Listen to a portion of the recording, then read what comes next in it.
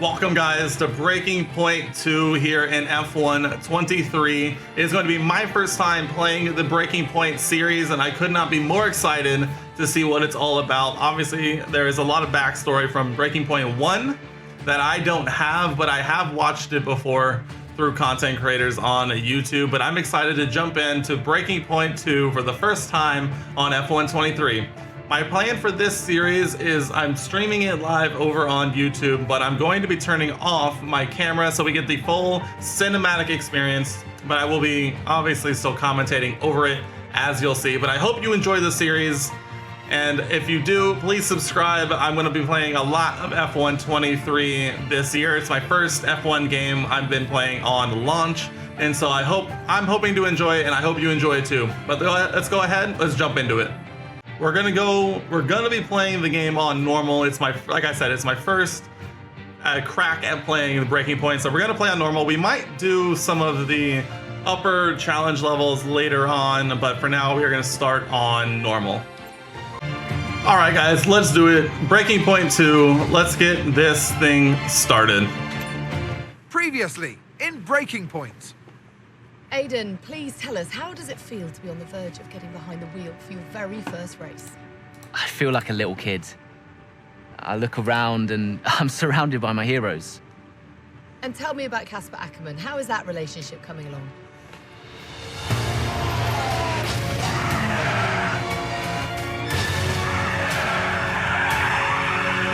It wasn't my fault. Well, whose fault was it then? He tried to stop them from signing you. Didn't want to play babysitter. We all feel sorry for you, mate. You never stood a chance with him. I had a call this morning from Christian Horner. You're being watched. You know what his problem is, don't you? Thinks you're getting too old. You want respect, you give respect. That's how it works. How about you give me a little respect? How about you earn it first? I'm done. You what? I'm retiring. Why didn't it work out between you two? He's on more money than me, What? You didn't want me on the team, didn't I? And you thought I was past my best. so none of this is true. There's always gossip in the paddock. And ever since he's arrived, there's been one man at the center of it all. I want us to push for fourth. I want us to beat Butler. And I want that seat to go to you.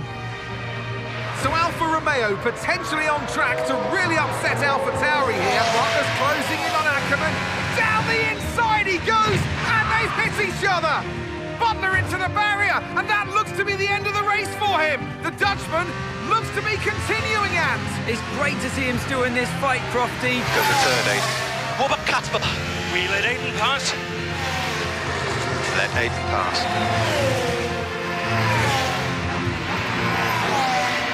We did it. We did it. Have you seen the crash? Butler's okay? Bruised ego, perhaps.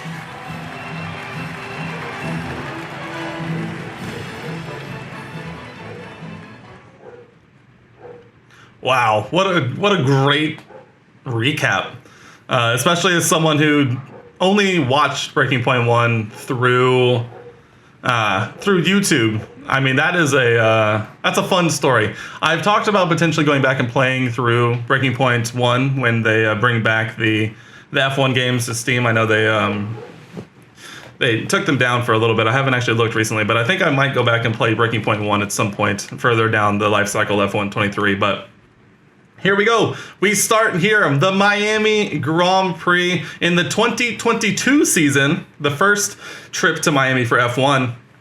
And we got Chapter 1, 2022, a new era for Formula One. An overhaul of the technical regulations marks the first major update to the sport for several years, but it's not only new cars that are turning heads down in the paddock. What was it like bringing a brand new team to the F1 grid? You know, the first time you see a car, your car, with your branding, your name on it, in an official race, alongside Ferrari, McLaren, Mercedes, that's what it's all about. You make it sound like a dream come true. If only. When did you first get a sense of what was in store for Consport? 2022 season, straight out of the box. The drivers were always going to clash. That was a calculated risk. But the car had problems. We're midway through the Miami Grand Prix. It's been a cracking race so far, and it's all up for grabs. Absolutely, Crofty. Some fantastic driving here today, especially, I have to say, from Aiden Jackson. I don't think I've ever seen the Connor Sport car being put through its paces quite like this. This is a team, Connor Sport, that have got a lot to prove this season, but Jackson might just be the man to do it. All right, here we go. Finish the race. Playing as Aiden Jackson around Miami. In the new Connor Sport car. We're chasing down the pack. And here we go. Into Miami we go on the soft tire against some medium tire runners ahead. All right, I know they improved the handling model for F122. Mick! Oh, Mick, we've missed you. Cut him off.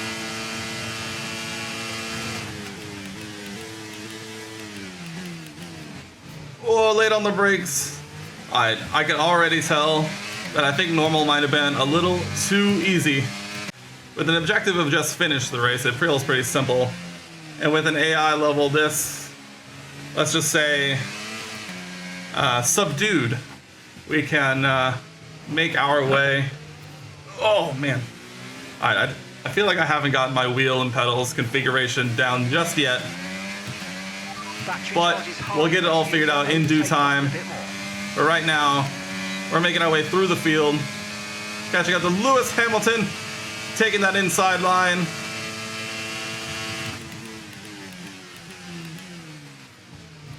Turning the car in, U-Beauty. Checo up next, P7. I know the gap between a medium and a soft tire can sometimes be a lot, but this feels a bit excessive. The win, I can see it. Charles Leclerc, Max Verstappen battling. In comes Aiden Jackson.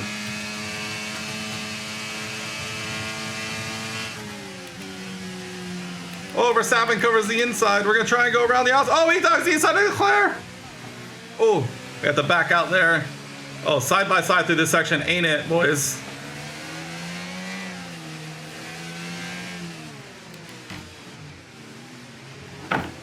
God, the AI is so slow on normal. Like, what are we even doing here? Like, watch this overspeed. That's absurd. Like, absurd. Oh, now they fight back. Oh?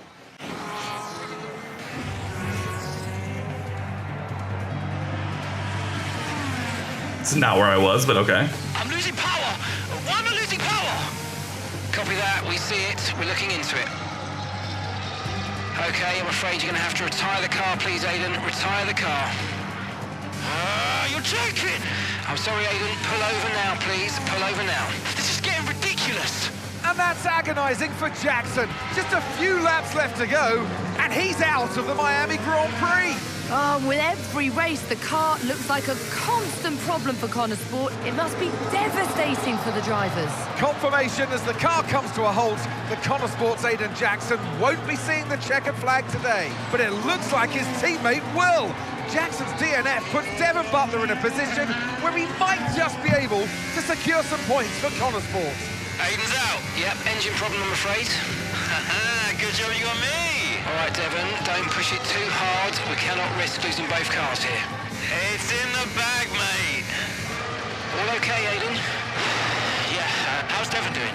Yeah, he's doing all right, mate. He looks like he's going to bring home some points for the team. Good for him.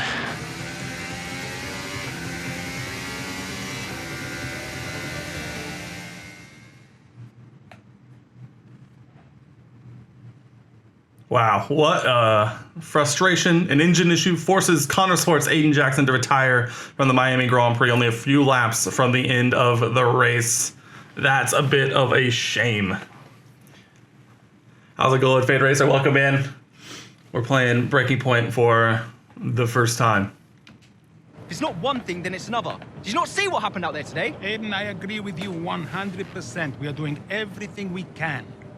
I know the car is not perfect, but... Andreo, it's every race. Do you know how I look losing easy points like this? Knock, knock. Sounds like there's a right show going on in here. What am I missing? Not now, Devon. Aiden and I were just discussing issues with the car. Again? I thought that was all in hand. I had no problems today. Smooth. You know what they say? A shoddy workman always blames his tools. mate. You can look at my setup data any time you want. I've told you that. It might help.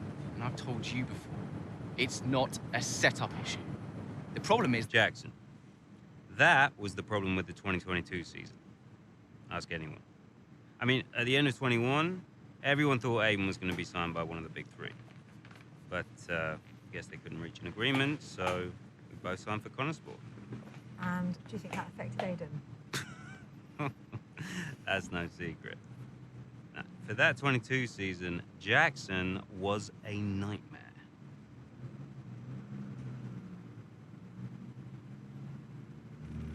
Some reputation going up, and of course, Podium Pass XP, like always.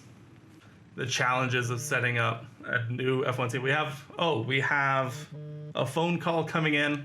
Aiden, hey, I wanted to give you a heads up. Now look, the crew has shared the latest telemetry data with us. Fine, but I don't think it will tell me anything I don't already know. Just humor me, okay? I'd like you to go through it. Let me know if anything jumps out. I'm keen to iron out these problems as quickly as possible for you. Sure thing. Thanks, Andrea. No thanks needed. I've got your back, Aiden. Remember what I said when you joined the team. I won't let you down. Ackerman wouldn't let me hear the end of it. Yeah, sounds like Casper. You know he told me the same, right?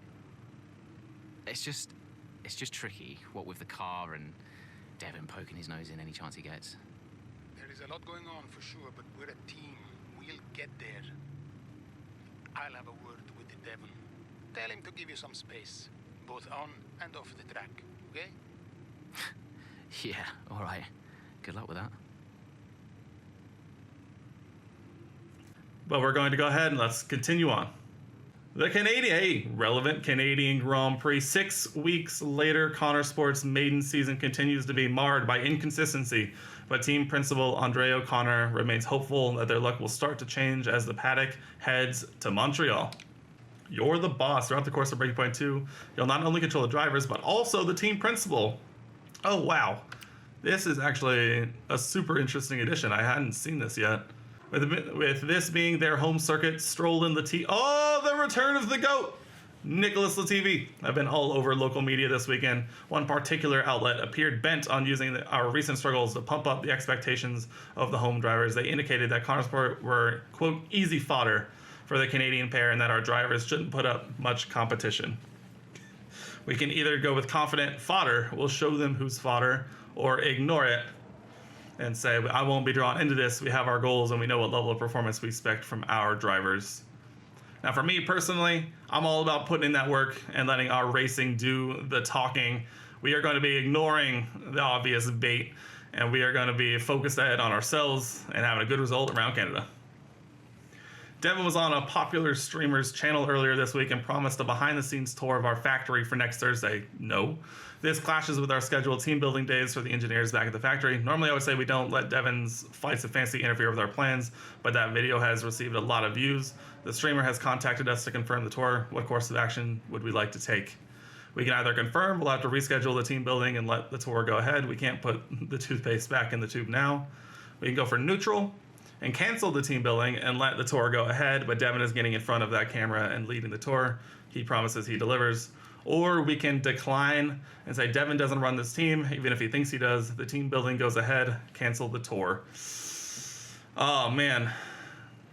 I mean, we can't let Devon doesn't run the show here. You know, as much as he wants to think he does, Devon doesn't run this team. We decline. Oh, phone call from Devon. Here we go. Andreo, just going over those last-minute strategy changes you sent over. Okay. Yeah, I just want to make it clear, whatever happens out there today, I get pit priority, yeah? Well, we'll see how the race develops. If you need priority, you'll get it. But I can't go into the race with that on the table. Look. We all know Jackson's not pulling his weight. Now, if you want the points, I need to make sure he's not going to get in my way. Do you get me? Devon, we've talked about this. Give Aiden some space. It's not about you getting in the way of each other. It's about everyone pulling together, racing as a team. Of course, yeah. So, pit priority, yeah? All right, ciao. Oh, Devon. You know, I gotta appreciate at least a little bit the commitment to really trying to give everything he has for to get everything that he wants at the expense of pretty much everyone else. But with that said, there's not a whole lot more for us to do here, so let's go ahead to the Canadian Grand Prix here, Breaking Point 2, Canadian Grand Prix. With several laps remaining, Aiden Jackson pushes on as he hopes to secure some much-needed points for Connersport.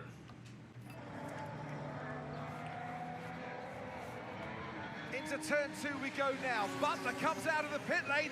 Jackson is right there with him. This is dicey, Ant. Neither one of these two wants to give way. This would have been a lot cleaner if Jackson had just let him go. He's just not giving him an inch.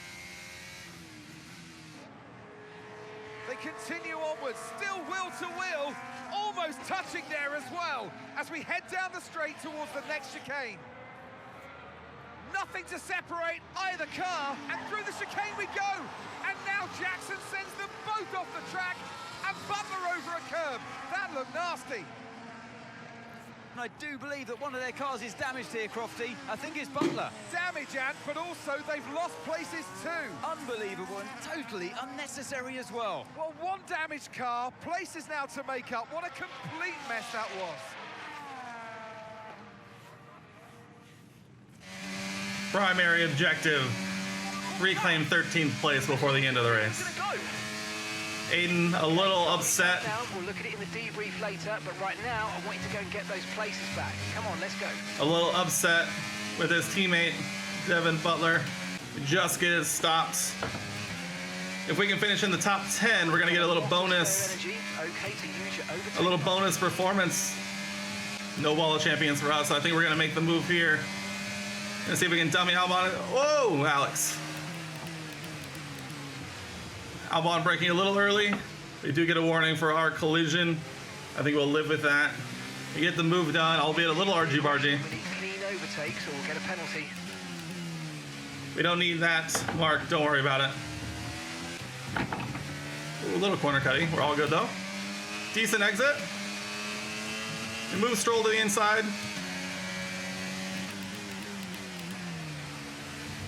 And there we go, up into the points, but how high can we go? It's up 4 laps remaining, as long as we are allowed to finish this one.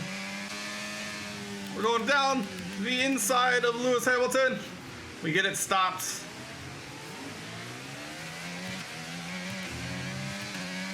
Turn on the ERS.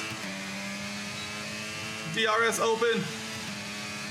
A little late on the shift to 8. We try and, round the outside of Max Verstappen. You never see that in real life. Carlos Sainz. And here we go. Utilizing DRS and ERS. Push. We take another fastest lap and take the lead of the Canadian Grand Prix. Is this going to be it? Is it going to be the first win for Connersport in F1 and the first win for Aiden Jackson in the 2022 season? One straight to go. Plenty of ERS to use. 8th gear, banging off the limiter.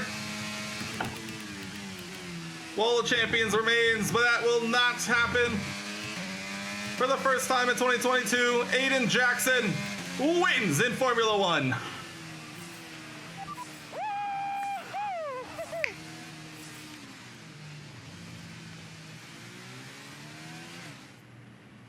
So it's been a day of drama here at the Circuit Gilles Villeneuve today. But Ant, what stood out for you? Well, it must be the Connor Sport moment between the two drivers there. Banging wheels, not giving each other room on track.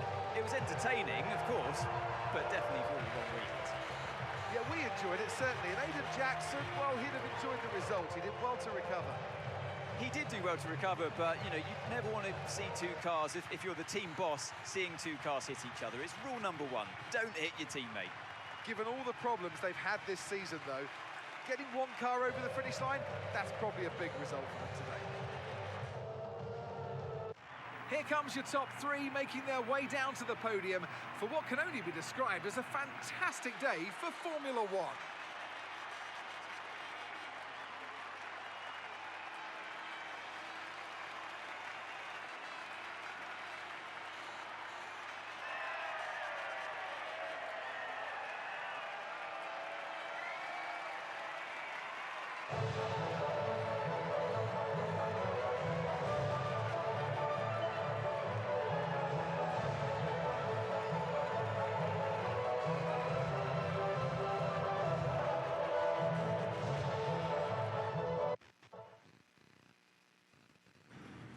Nothing ever changes. Jackson and Butler's rivalry from the past two seasons seems to be alive and well, even when they're teammates. Their unwillingness to cede positions to each other at the Canadian Grand Prix is a bad look for Connor Sport.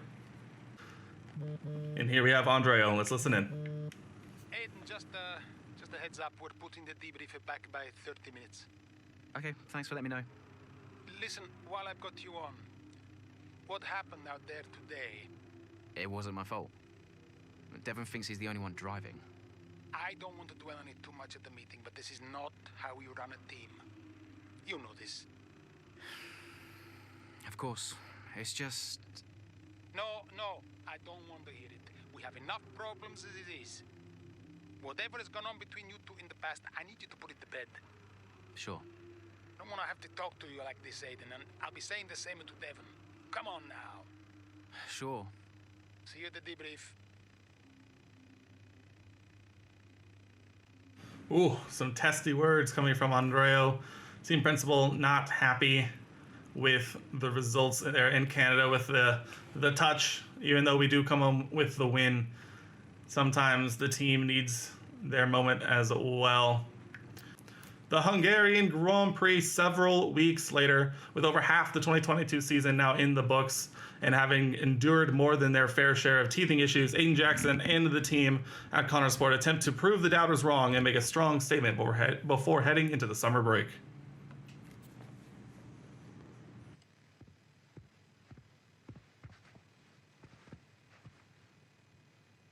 Hey there, can you raise that lamp about 6 inches, right? Excellent. A butler should always look sharp. So. At what point in the 22 season was it clear to you that the team was struggling? Oh, well, right after the Hungarian GP. I may only be the money, but even to me it was obvious. The whole thing was a shambles. Yet again, Connor Sport's Jackson and Butler battling it out on track. It seems as Hang if on they... 2 seconds, Nat. Okay, Devon, Aiden's lapping faster than you. I need you to let him pass, please. Devon, do you copy? Listen to me, I need you to let Aiden pass now. Butler just completely blanking the order there. Seems like he didn't even acknowledge it. Too true, but as you can see, no way through for Jackson.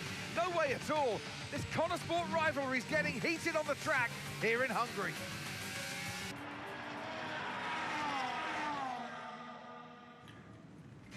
Man, oh man. Looks like we're going to have to overtake Devon Butler before lap 14. Hungary, not the easiest circuit to overtake at, but we're going to do our best to put Devon in his place.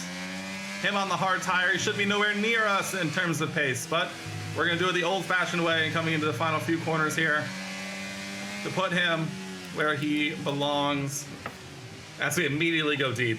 It's, you know, it wouldn't be me if I wasn't going deep on the first corner I take control in one of these chapters. With that said, on the medium tire to Devon's hard tire, we should be more than enough pace to get the job done. Let's use overtake and burn off some of this energy. All right, we lost DRS there thanks to our mistake, but we'll use a little bit of ERS and try and use a little bit of skill. Settle into Hungary and go get this position for ourselves. We have a couple of laps to do so we don't need to rush it too much, especially here in Hungary, where it seems like the smallest mistake can be the end of your race.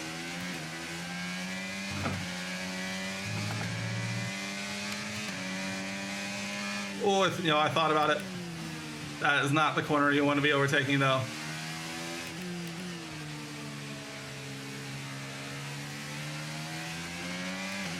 Although, getting a good exit. Oh! A little argy-bargy, side by side. We should have the traction with the medium tires. And we do. We're up into our rightful position past Devin. Let's get our head down and let's make up some ground that we shouldn't have had to do in the first place, but nonetheless, let's see what we got. Compromise the exit there. Ooh, good rotation. Good run. We're gonna. Oh, can we get it stopped? We do. That chicane has actually been one of our best overtaking zones of the race so far. Only a few laps remaining. We can see P2 just ahead. Lewis Hamilton. Is it going to be enough? Probably a bit too heavy of a brake there. Roll the car through slow patience. Something I never had in F1 22. Oh, little on the curb, little lockup.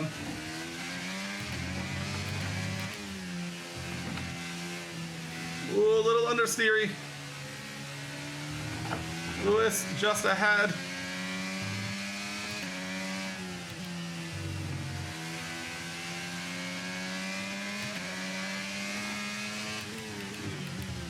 Whoa, come on. Is it going to be enough? Whoa, little deep. Oh! Oh, that might have been it.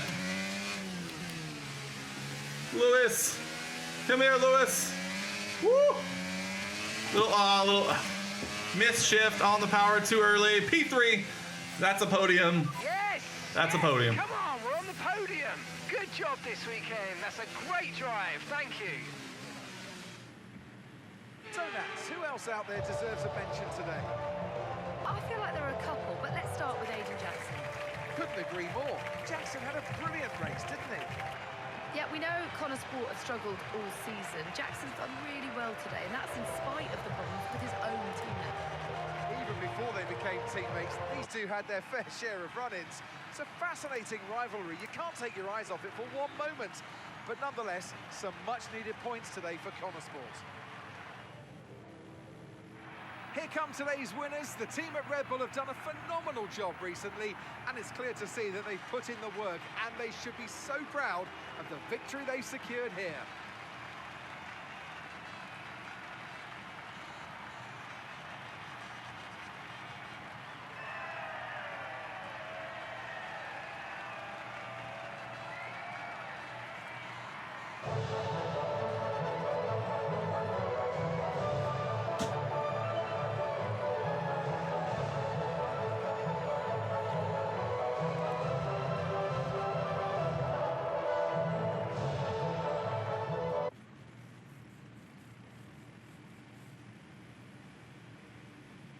Well, a good race out there again today, Aidan, but what we do all want to know, what exactly happened with Devon?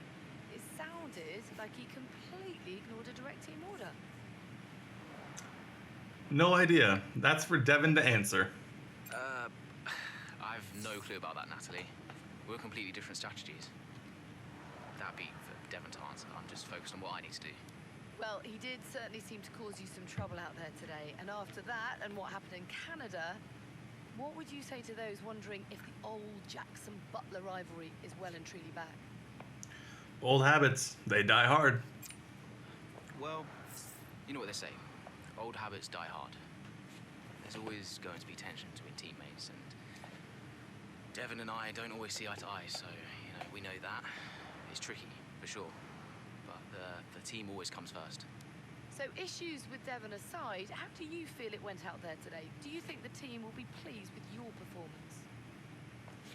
I think so. The car performed well. I did everything I could. We were on the right strategy, that's for sure.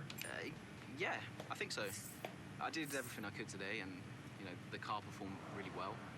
I think I found some good pace, and yeah, forgetting any other hiccups, I think the team will be happy. So you mentioned the car there. In that regard, Connor Sport's not had the easiest of times so far this season. Has that all been sorted? Are those reliability concerns well and truly behind you? You know, it's really hard to say when it comes to reliability concerns, but we'll see what happens over the next few races. I mean, today was good. Yeah, there was no issues with the car. It's always difficult when a driver brings everything they've got and the car lets them down at the last minute. But, you know, I've been told the team has got it all under control, so yeah, we'll see what happens in the next few races. Thank you so much for your time.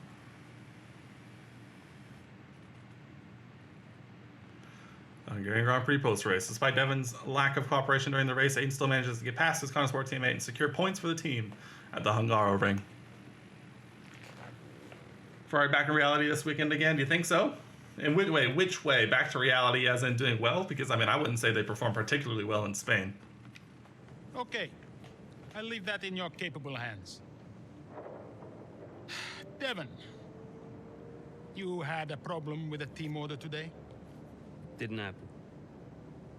What? Look, I know everyone's saying I ignored it, but it didn't happen. I never got the order. Check the comms. Shoddy workman always blames his tools, eh? Check the comms. Okay, we checked the communication pipeline.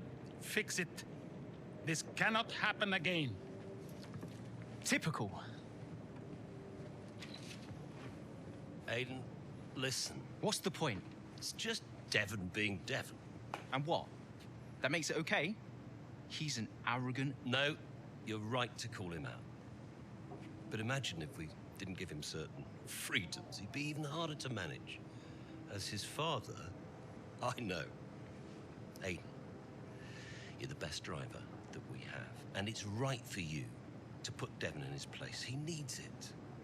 The team needs it. Thanks. Between you and me, I don't think this team is right for me. I think... Honestly, we don't deserve you.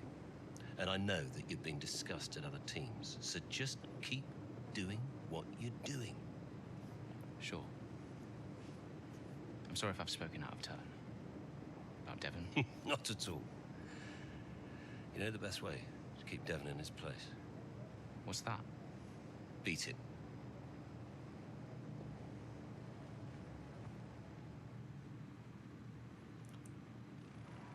Ooh, a little spicy.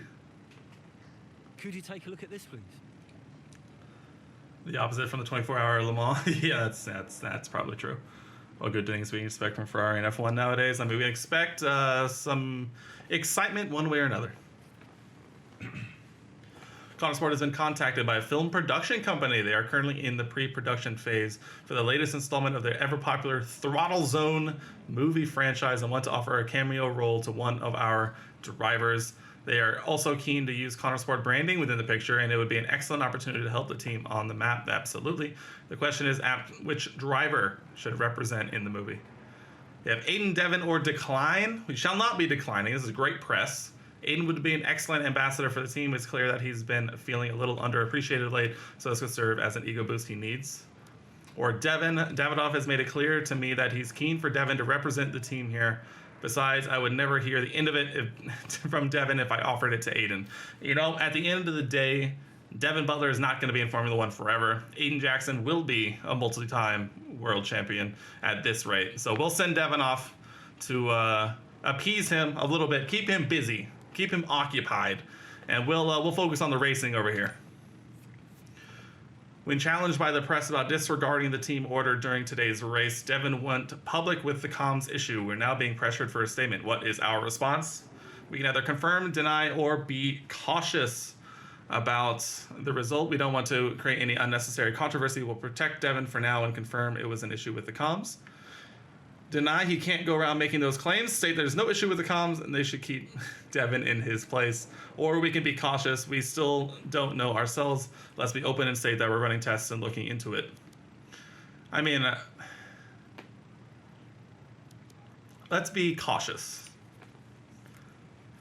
The team building days back at the factory went ahead as planned, and we received some really positive feedback from those in attendance. We noted that there were some disappointed grumblings online about the fact that Devin's promise tour never went ahead, but they are dying down now. Just like social media, you know, if things come and they go, can't appease everybody. Being the new team on the grid has its advantages. Our merchandise has proved really popular, much more so than we were expecting.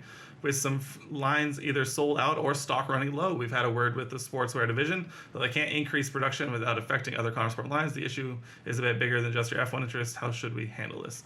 We can either increase production or make do. Let's increase production of the F1 merchandise. Making this team successful helps every part of the business as it gets our name out there, and it increases brand awareness.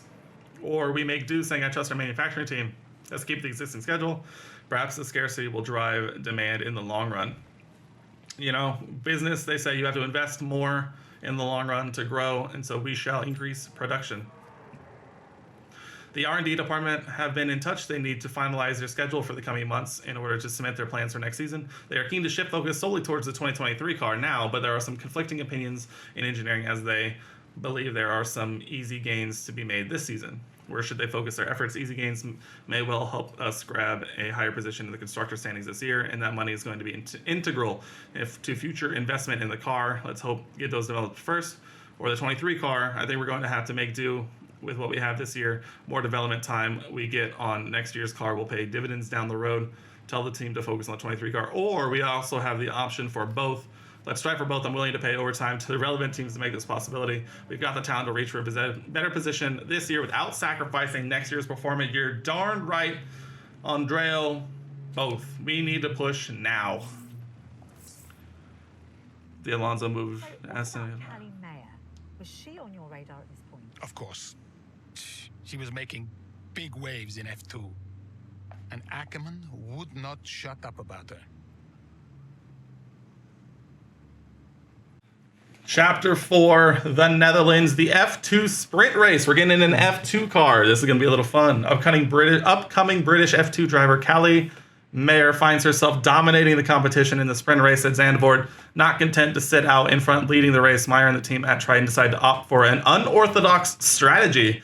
We're getting some my team strategy here in F2. Here's our race leader, Callie Mayer. She has been blisteringly fast around Zandvoort here today.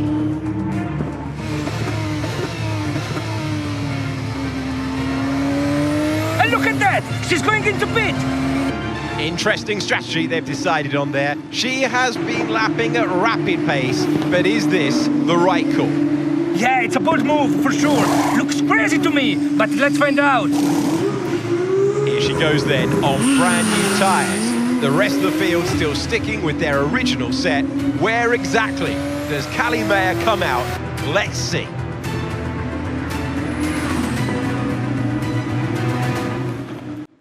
All right, bolting on a fresh set of tires. Win the race. Okay, Callie, let's go. We're going to leave it to you. A little unorthodox for sure, but let's see what we can do here around Zandvoort. Our first time in an F2 car in the game, as well as the first time at the helm of Callie Mayer. We're going to see some F2 drivers as we see Jack Doohan just ahead. Dude, I tell you what, the F2 car sounds fantastic.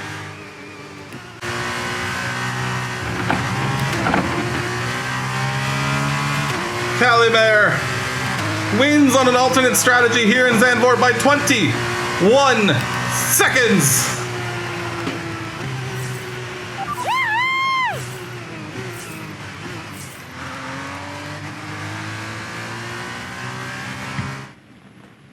Callie Mayer, take a bow. What a masterclass to finish first here in the Netherlands.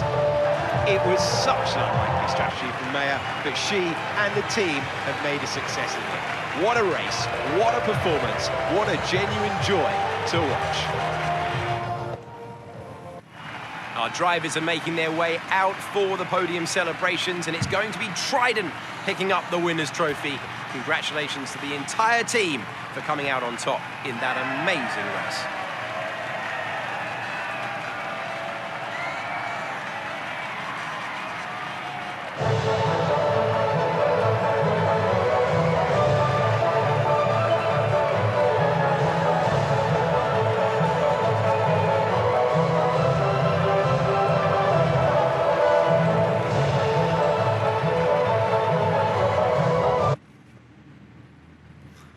Post-race, Mayer continues to win in convincing fashion after an unconventional pit stop.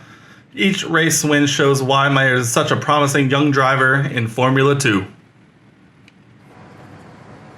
Callie, what do you put your success down to this season? Oh, I'd say probably my speed. In what way? I find lapping faster than everyone else really, really helps. Casper. No.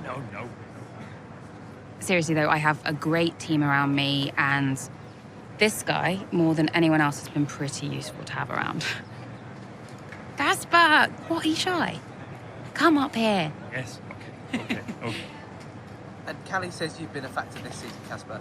I'm not the one driving. Didn't agree with my tyre strategy though. This one has no respect for her elders. But can you give us more detail as to the exact role that you're playing, Casper? None whatsoever. It's all about her.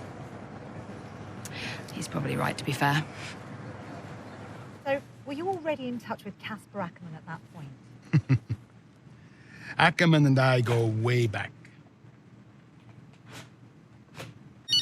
But first, Evelyn. Welcome, Evelyn. Let me guess, you saw the race, couldn't be prouder, and everyone in the office wouldn't stop screaming. Well, that saved me a few minutes. Guess I'll speak to you later then. How are you, Mum? Oh, I couldn't be prouder, Cal. That was one hell of a race. Everyone in the office wouldn't stop screaming. Shut up. Honestly, the way you're driving, I think we're going to have to change your name. What's here this time? Callie Winner. You've got this in the bag, Cal. Oh, okay. That is the kind of award-winning journalism that we really do need right now, but one race at a time, okay? That sounds like Casper talking. Is he looking after you? Yeah, always. Actually, I've got a meeting with him that I'm running a bit late for, so I've got to dash. I'm sorry. Oh, okay, sweetheart. Call me tonight and well done. Yeah.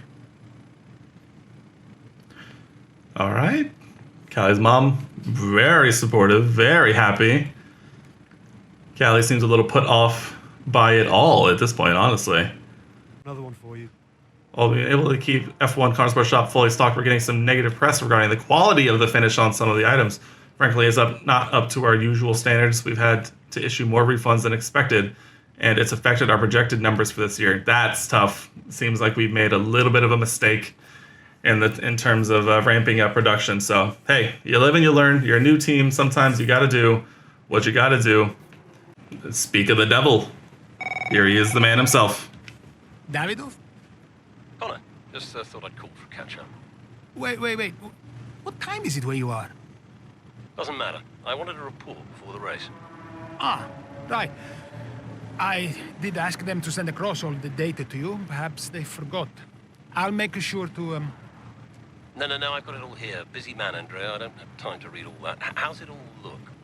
The car is running well, data's solid, whole team seems confident, and based on the forecasts, we're sticking to the original tire strategy as we discussed, so we'll see. Good. And the boys? Keeping to themselves, so no fireworks. Aiden's been a little quiet, but that's usually a good sign before a race. And Devon's... I've already spoken to Devon. He's good to go. Oh. Right. Well, keep up the good work. Good luck. I'm sure we'll speak after. Quite the interesting interaction with Papa Butler there. Very interesting. Hey, boss, got a couple of minutes? But first, as is usual with the movie industry, there's been a delay in production, so the filming will take place next season, booked in for just after the Spanish Grand Prix race weekend. This clashes with a scheduled mid-season testing day in Catalunya, Davidoff is keen we allow Connor Sport to get as much exposure as possible and stick to the filming schedule. We can't realistically commit to both. You hate to say it, but Davidoff is right. The film is too good an opportunity to pass up. And Connor Sport on the big screen is excellent for the team. Can't buy that kind of publicity. Or Davidoff isn't running the team. I am testing a performance on track as our number one priority. Honestly, same answer as the last time we gave Devin an opportunity to get out of here. And if it appeases Davidoff and gets him to chill out, more the merrier. Here we go, mid-race, the Japanese Grand Prix. A solid start to the race. He's Aiden on pace for one of his better performances behind the wheel of the Connor Sport car. Are we straight in? 8 laps remaining. Okay, mate, I need you to push before the pit window opens. Push, push. Overtake Bottas before lap 8 should be. It should be as simple as ever. So let's see what we can do here. Oh god. Alright, I gotta remind myself that this is not F1 22. And braking and cornering and tires and curves do not interact the same as they did in that game. I tried to go around the outside and just didn't give him the space. You know, all the time you have to leave the space. Come here, Valtteri.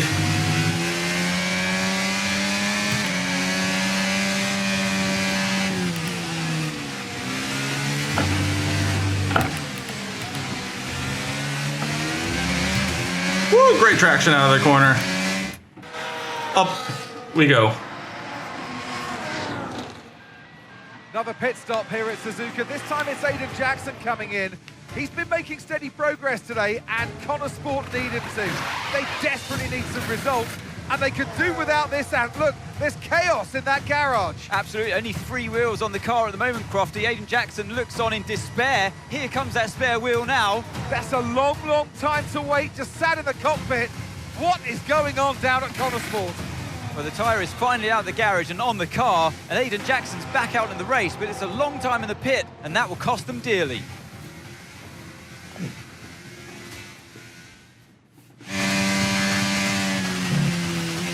Reclaim 8th place, huh? Surely no one would forget a tire in real life. How many places did I lose? Okay, try not to worry about that, Aiden. Just focus on the race, get your head down. Alright, Mark, relax. This is pretty serious. I'm sick of this! I mean, it's not wrong. We get a little argy-bargy as Aiden.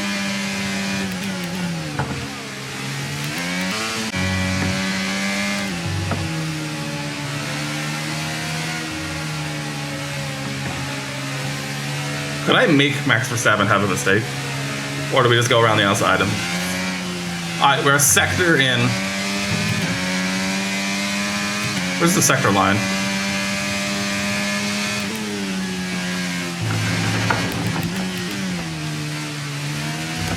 Ooh, okay.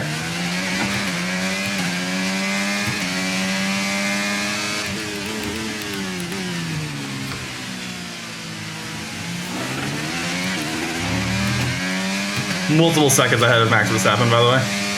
Goated with the sauce.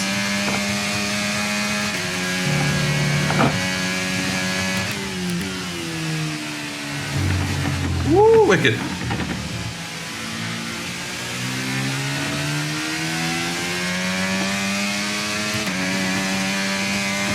In less than a lap, I'm 4 seconds ahead of Max Verstappen without using ERS. Absurd.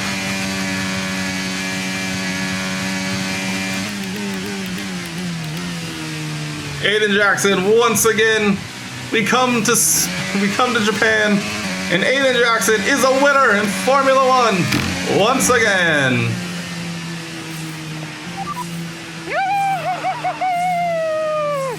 Yes! Woo! Yes! He seems excited. Well, it's still too close to call at the top of the table. Meanwhile, at the other end, Nat, you can really understand Aiden Jackson's frustrations too. Yeah, they've had car problems all season long, Crofty. They've had a bad mix-up in the garage today. Connor Sport won't be proud of that one. And Connor Sport won't be proud of that. It's the longest pit stop we've had this season. Not the sort of record any team wants to set.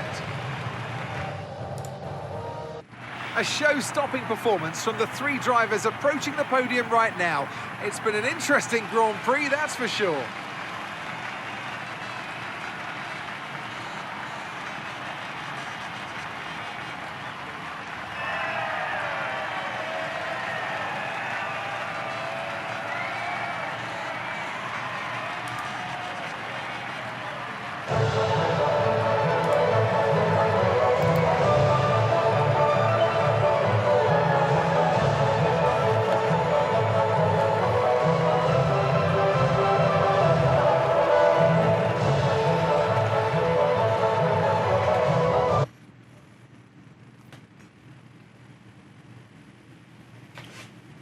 Well, Aidan, I'm sure you already know what I'm going to ask. That pit stop looked like a nightmare.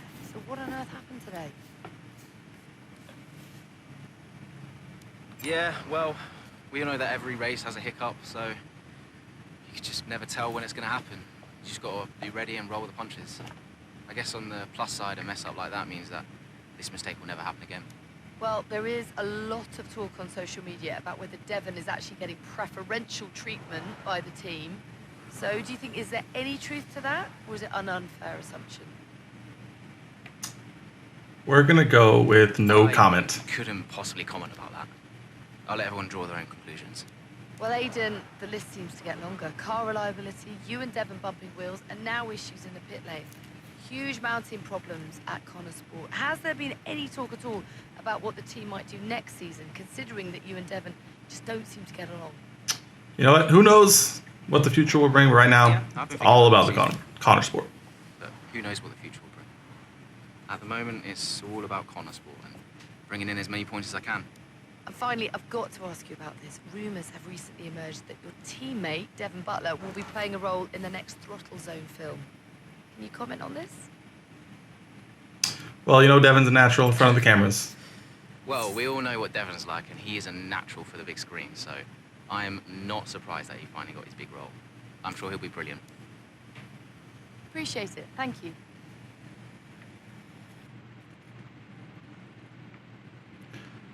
FMH live settings where you can create your own team. That would be amazing.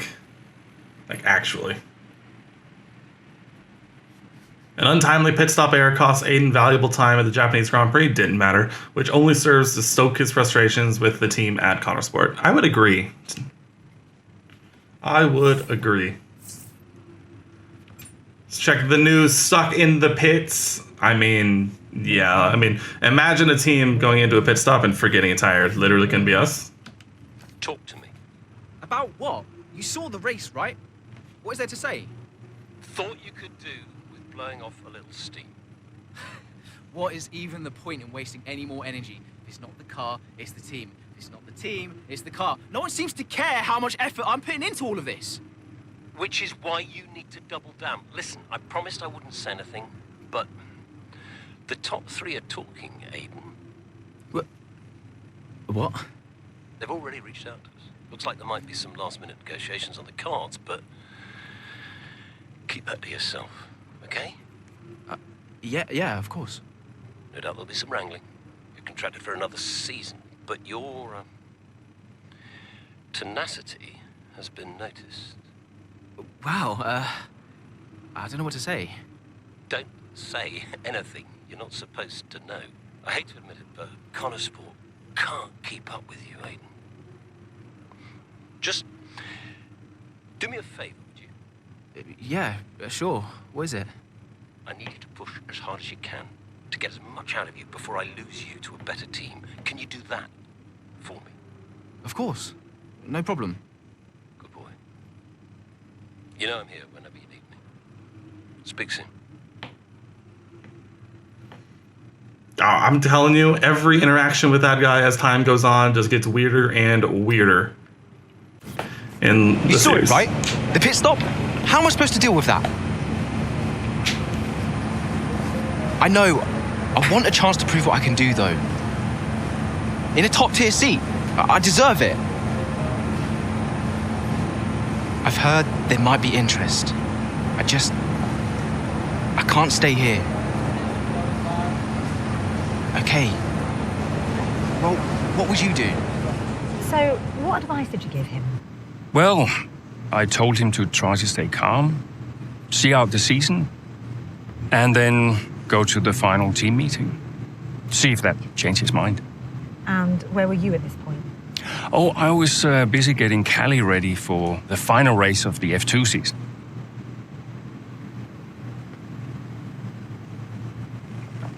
Abu Dhabi, the final race of the F2 2022 season. Having put together a number of impressive performances throughout the season, Callie Mayer finds herself within touching distance of the a little early on that Formula 2 championship at the season finale in Abu Dhabi. This, I'm imagining it's a lot of what we would expect. All eyes on Mayer in the world of motorsports. And here we go. Evelyn's back. What's going on, Mom? I know why you're calling, but make it quick, because I have to keep my head in the game. Of course, darling, but it wouldn't be right if I didn't call to wish you luck. Thanks, Mum, but luck really won't do anything. I need a clean strategy and just to keep my head, that's all. Look, which you do, and you will. Just breathe, Cal, okay? You've already put the work in. Now all you need to do is get out there and do what you always do. Yeah? Yeah, you're right. Who knows? If you bring this one home, I may even call your father to gloat a little. Mum, not now. Oh, just trying to lighten the mood a bit. I know. You'll be watching, right? Just try and stop me. Race fast, honey. Aw. So it's nice to see Callie have a little bit of a moment with her mom. Mid-race Abu Dhabi, with only a few laps remaining, Callie sets her sights on the F2 championship. A day race at Abu The Dhabi. season now well underway here in Abu Dhabi. A few different drivers in contention for the F2 championship. But here's the favourite, Callie Mayer. She's been so consistent this season, so fast. My money's on Mayer for the championship, no question. If she can finish high enough, the title belongs to her.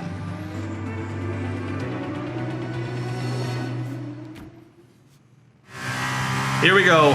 Primary objective, finish on the podium. It's looking good, Callie. Come on, a podium should clinch this for us. A podium? Nah. Podium it is. It's dub or nothing here. Oh, Jesus. Daruvula, what are you doing? Final lap of Abu Dhabi 2022 for Callie Mayer. She's putting in a dominant performance. The final lap of a championship winning season. All you gotta do is keep it between the white lines, and you've done it. The final corners. Callie Mayer, you are F2 World Champion.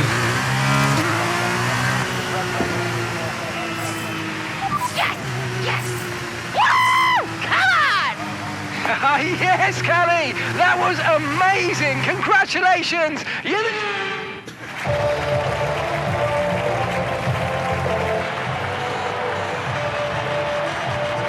Callie Mayer, get used to the name.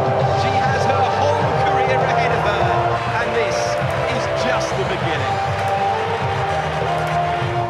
She's done it, as many predicted she would. A star is born. Callie Mayer becomes the first woman ever to win the F2 championship. Historic. Well, I mean, someone had to be the first. But I just hope that this shows that talent can get you as far as money. And what about your dad? Has he called to congratulate you yet, Callie? Nope. Next question. Callie, what's it like being a woman in motorsports? We're sure everyone wants to know. I don't know, John. What's it like being a man in journalism? Next question. Hot-headed? Yes, for sure. But you know, that's kind of what you need in a driver. Let's not forget that Callie taking the championship was a big deal. You know, for the sport, but really for everyone. And for you? How did you feel? It was one of the proudest moments of my career. It was the first time I mentored anyone. Yeah. I was a little sad to be moving on. So, had you already told Callie about your new job? Yes, of course. And I told her, how I wished that I could take her with me. But she understood. And Aiden, had you told him? No, he was too busy. Busy? Preparing to tell the team that he was leaving Connorsport. Good evening, everybody. Thank you for coming. I know Aiden had something he wanted to say, but first I have a matter I would like to address formally. It is no secret that I have been spread a little thin this season. I mean, I own the team, I run the team, it's a lot, okay? Which is why I will be stepping away from the principal role next season. I'll still be pushing Connorsport Racing to be the brand we know it can be, whilst the new principal will be laser-focused on performance and results. And we have already found a man to step into that role. Casper.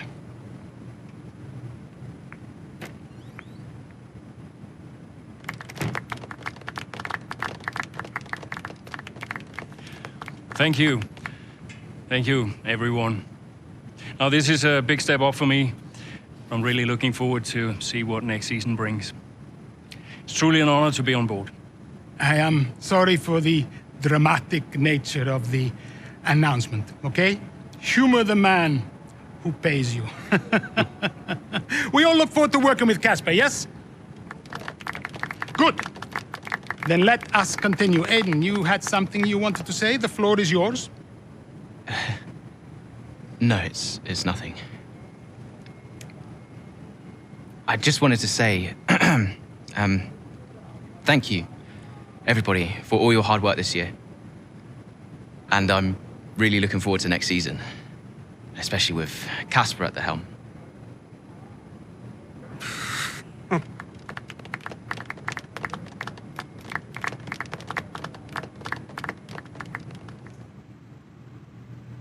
Welcome back, guys. We are back with some more Breaking Point 2. We are beginning on Chapter 7, the beginning of the 2023 season for the Connorsport Butler Global team. And we ended off last time out with a shocker with Aiden Jackson ready to leave the team and announce that he was leaving, but we got an unexpected guest right at the end.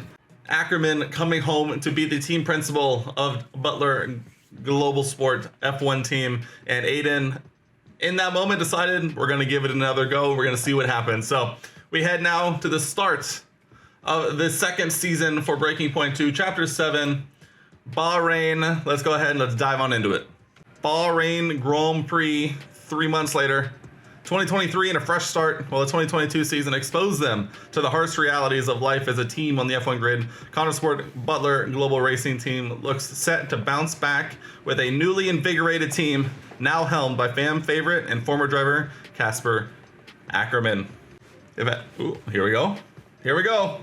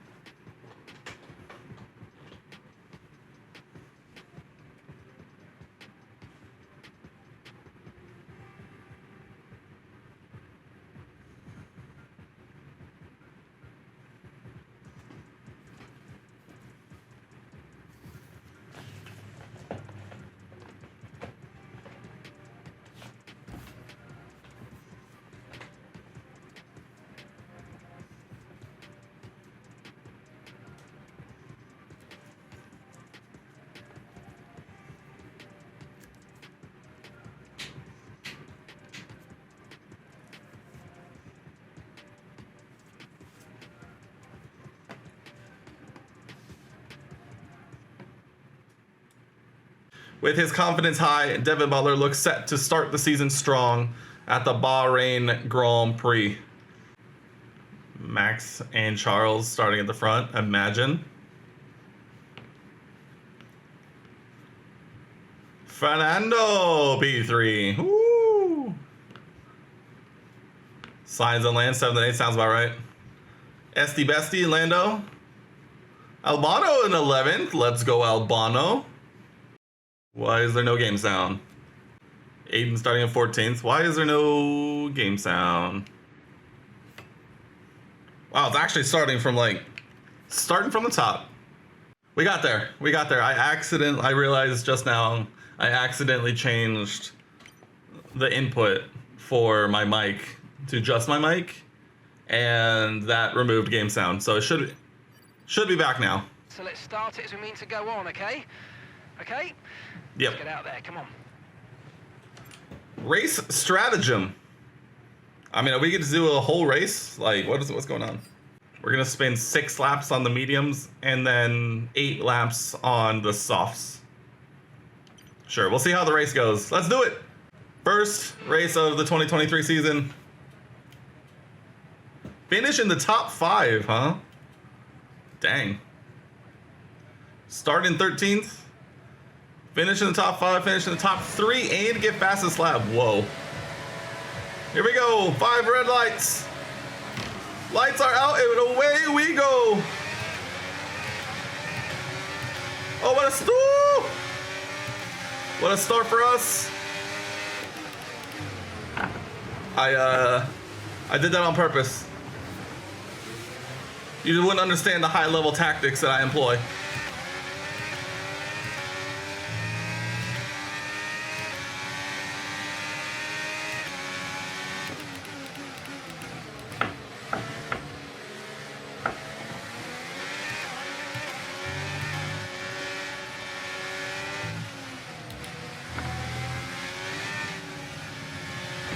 Whoa!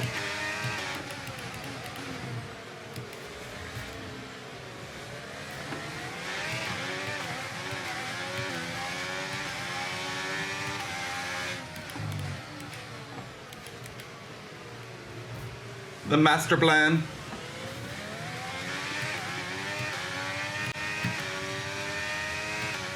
I mean, I have 14 laps to get into the top 5. I mean, I don't feel bad abusing these mediums if we're only going to be on them for 6 laps. Also, the AI is like, this is how easy the AI is.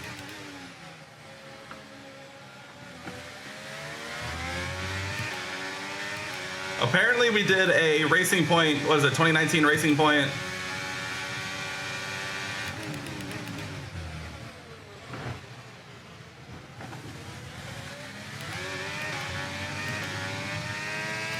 Yeah, we're gonna win this by a good minute, I think. If I had to guess. They struggled in 2022, they come back the next season, mightily improved. Connor Sport, Butler Global, drifting around the corner to the line. Our winners once again in Formula One. We did it! We did it! Let's go! Meanwhile, plenty of surprises in the midfield. So where do we start, Ant? Well, I think we have to look at Connor Sport. For me, they've been the biggest surprise so far, and Butler, he's doing fantastically well. Thing is, though, they've got to sustain that over the course of the whole season, and that True. is easier said than done. Certainly want. That's facts. We'll be hoping that this season is better than his last. Welcome then to the podium, our top 3 drivers. What a great effort from them today in a very difficult race.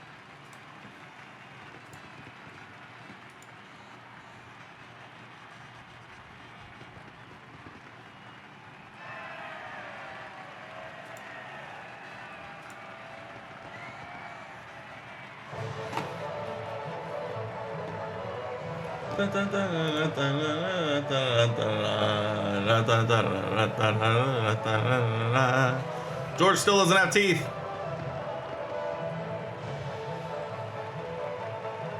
Let's go. Oh, we got some interview questions. What a start to the season, Devon. You must be happy with that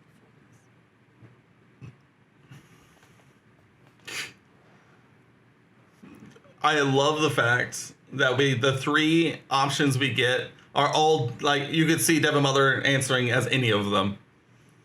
Let's see.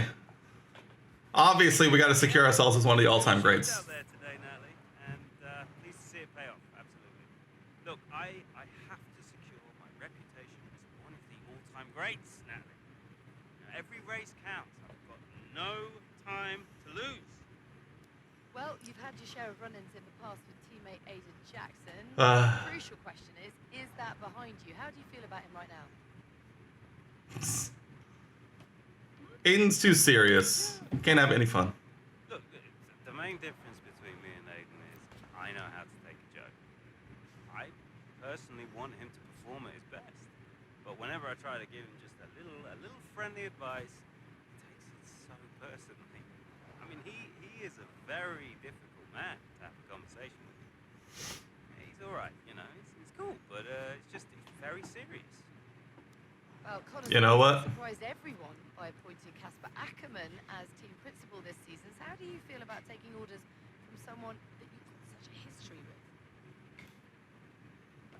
I'm sure he's thankful to have me. I think he's going to do a terrific job, you know. Mainly because he's got me on his team, so he can't go too far wrong. Now, I'm sure he's incredibly thankful to have me as a driver.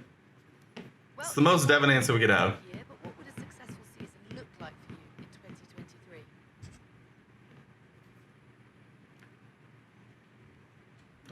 Making Casper laugh. Well, call me deluded, but I'm going to try. I'm going to really try to make Casper Ackerman laugh at something. And if I can achieve it, I'll consider that a successful season. No, it's good. You've got to have ambitious goals in this sport, so I'm aiming as high as humanly possible. Thank you so much for your time. Good job, Devon. Good job. Post-race, Devon starts the season in fantastic form with an impressive result for Connor Sport in Sakir. Great race out there today, just in the highlights. Listen, I know we've had our run-ins, and, well, last season was last season.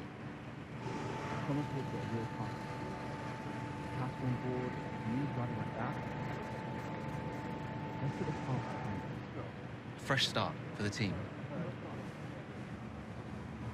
What do you say? Huh, Jackson.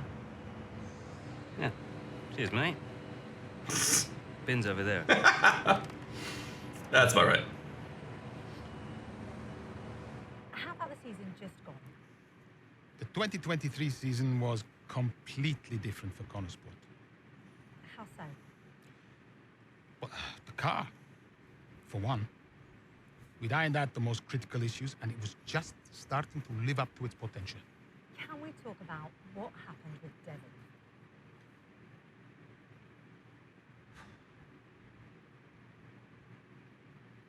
Does it always come? It always comes in a menu. We've learned. Papa! Yeah, what is it? Now that's how a butler takes care of business. Yeah, right, yeah. Carrying the team, Devon, as well as the butler name. I couldn't be happier. Yeah, went well. Well, I can't wait to hear what those clowns Ackerman and Connor have to say. Yeah. You okay, Devon? What? Oh, yeah, I'm fine. I'm, just adrenaline, Dad.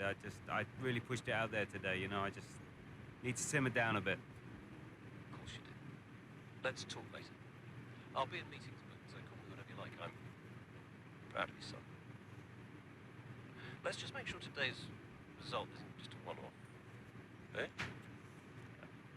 All right. Ciao. Oh, I think we're getting a gleam into Australian Grand Prix several weeks later. A strong start to the season for Connor Sport has the team in high spirits as the paddock heads to Melbourne for the Australian Grand Prix. Our first little sprinkling of of potential. First little sprinkly news, little salty bay, little sprinkles. Australian Grand Prix, a solid performance in qualifying has the team in a good position at the Australian Grand Prix. Mid-race, kind of glad we don't have to do a full race, I'm not gonna lie. The speed. Here comes Butler, good pace here down the straight. Into the corner we go. That's a little too late, and he nearly goes off the track on the exit. And is that a lapse in concentration? I think just a little bit of desperate driving there, Crofty. He's pushing way too hard. I mean, there's nobody else around him at this stage. Okay, Devon, we're going to have to ease off from the brakes.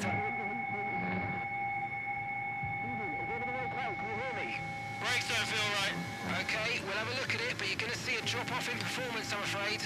What? Why? We've asked you to take it easy on the last lap, but pushing has made the issue even worse. So we're just going to have to live with it for now.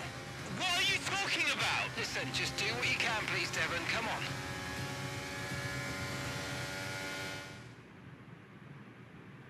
You okay, mate? You alright? Hold on to his mini position, not gain. Hold on, I mean, again, shouldn't be an issue, really. Currently 9th. Finish ahead of Jackson, huh?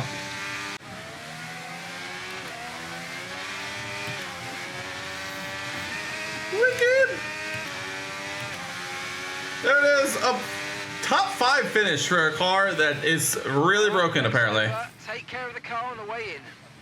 Let's go, huge. Look, this isn't the first time we've seen Devon Butler go rogue, but the question is, what's a Connor Sport going to do about it? Well, it's really hard. We've seen so many times before, Crofty, in the past, so hard to control your drivers in a way that their own entity. That is the question, isn't it? They're working for the team, and that's what you want. It's a very hard situation to manage. And working for the team, Casper Ackerman wanted to make a clean break for this year. This does feel, though, that it's something that they might have had to have dealt with last season.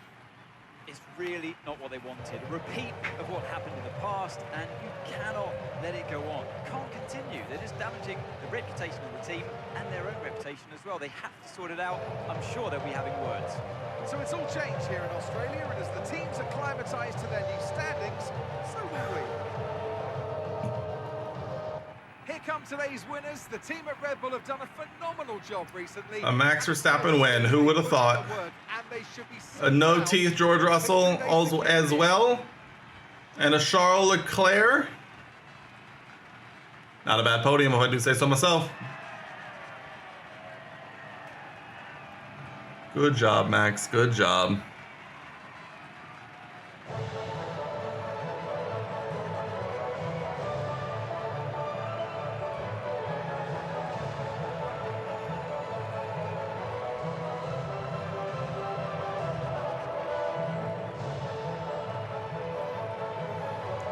God, George's model just doesn't have teeth, and it's so creepy.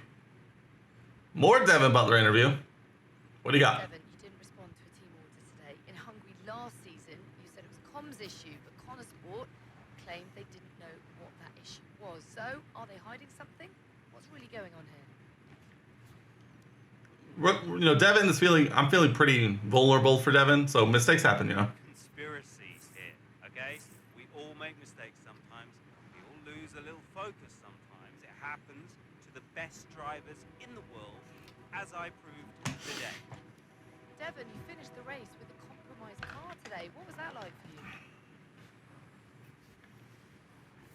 It was tough out there. Tough out there. I mean, I love this track. You know I can do well here, and it's frustrating to deal with anything that slows me down.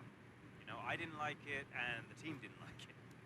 Yeah, slowed me down. That you do get preferential treatment because your father funds the team. What do you say to those allegations?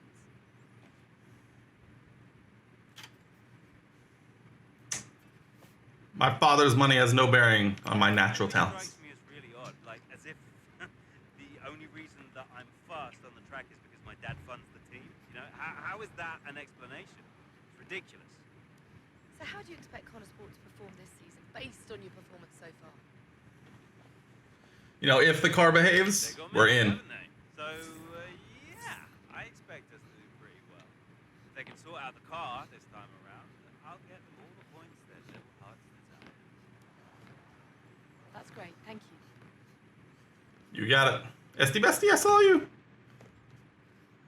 A promising start turned into a difficult end with Devin having to finish the race with a compromised car. I mean, but at the same time, like we went up from deep in the points, like into a top 5, so. We're back, baby. We are Casper Ackerman. The producer of the Total Zone have been in touch. There is now seeking permission to film inside the garage for the upcoming scenes. They'll need a full run of the garage while they film. The engineering department also scheduled to have the garage on those same days to run tests.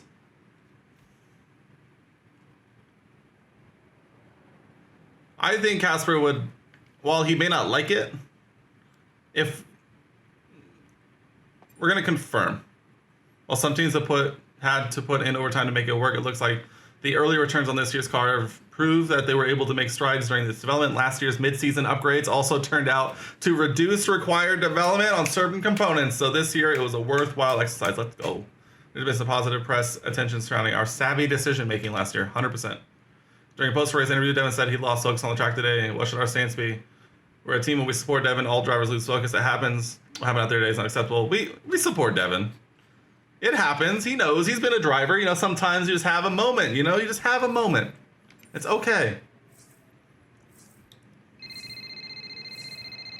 Andreo, welcome in. You nip this in the bud, Cass. Do you hear me? Andreo. Butler, what was that out there today? I will not have a return to last season. We are a team. He cannot be allowed to do just what he wants. Just calm down. I have it under control. Oh, this is Devin we're talking about. There is no control. He nearly lost the car, Casper. But he didn't. You know what it gets like out there. I'm sure there's an explanation. Or an excuse. And we'll find out. I'll be racing it at the debrief, okay? So I'll report back to you. Okay, hang on. Look, I've got to go. I've got Davidoff on the other line. Of course you have. Enjoy. Oh, it's a big deal when one of your drivers decides to do their own thing. So I called him out on it at the next team meeting. And what was Devin's reaction? Well, he denied the whole thing. You know, blamed it on a comms failure. Which I thought was strange. The same thing happened the year before when I was principal, and he gave the exact same excuse.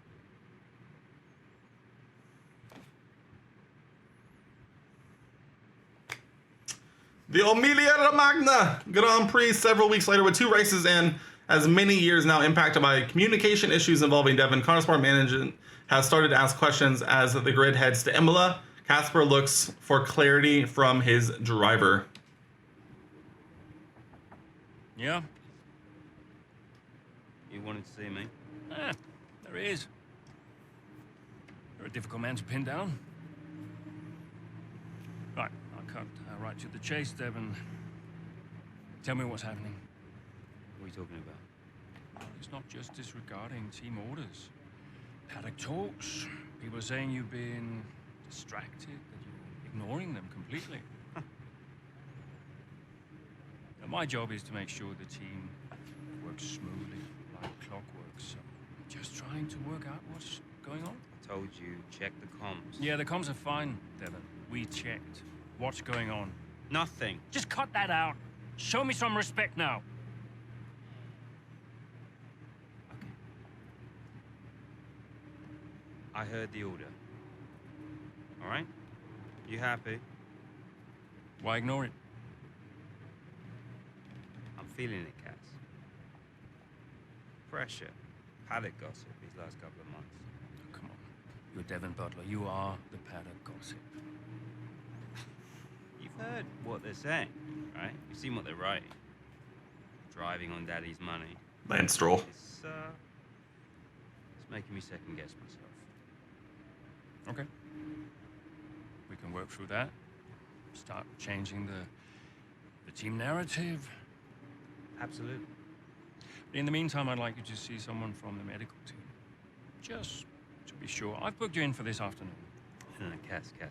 Look, I've got a race to prep for, okay? I need my head in the game. I'm fine. I get that. That's fine. But I want you to see them straight after the race. Understood? Yeah. Fine.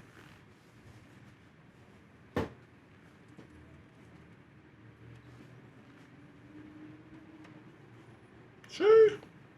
A little bit of tough love coming from the top man. The Emilia Romagna Grand Prix mid-race, feeling the pressure mount, Devon hopes a strong performance will divert the team's attention from any concerns about his health. Someone just come into pit. 7 laps remaining on the soft tires. We love that. Getting passed with no DRS by McLaren. You're right. Fine. Fine. Just leave me to it, yeah? Okay, that's us with 5 laps of fuel remaining. Oh, here we go. What do we got?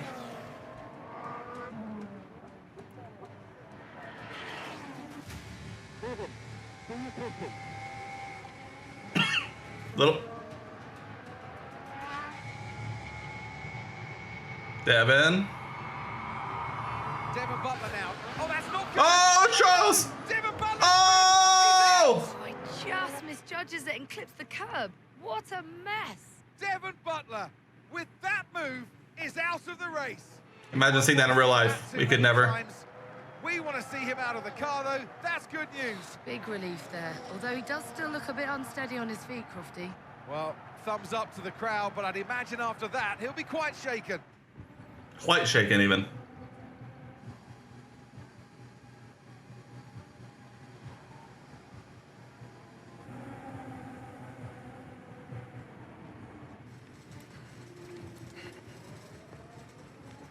Hey.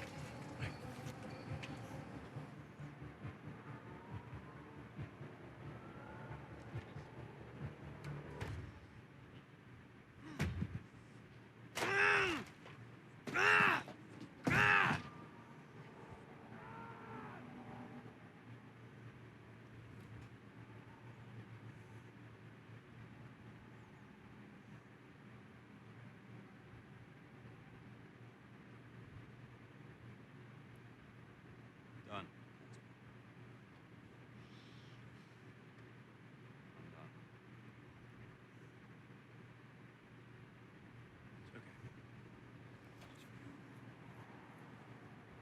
It was his hearing. He'd been keeping it from us. I think maybe he'd been trying to keep it from himself. I mean, he was at the height of his career. What can you say? How did you feel? I was devastated. But 5 years in F1. Can't argue with that. I mean, most people never even get a chance. So. And I was still one of the best while I was out there. You ask anyone. How did you feel when Devon left? How did I feel?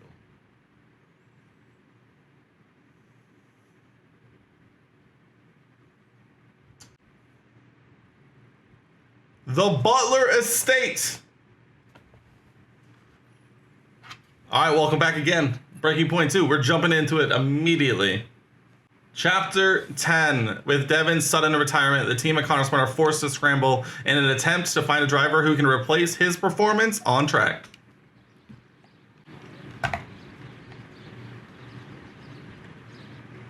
But if we are going to hit our targets, we need another driver. A permanent one. And fast. But we are mid-season. It's impossible. So, given the circumstances, do you think you can grant us a bit of leeway on the contract? I have the projections.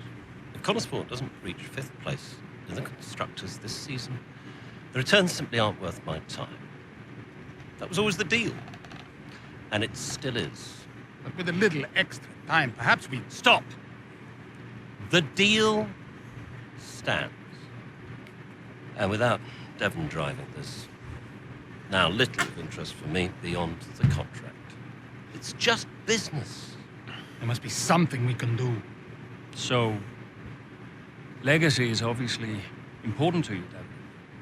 As a father, I totally get that. So if Devon, your son, can't drive, how about your daughter? Why don't we give the seat to Cali? No. California will not be signed to Connosport. Why not? Just think of the commercial opportunities for the team that signs her. Forget legacy. Oh, you'd be making history. And you'll be giving a phenomenal talent her first break into F1. It's the right thing to do. Make good points. The daughter who took her mother's name to spite me.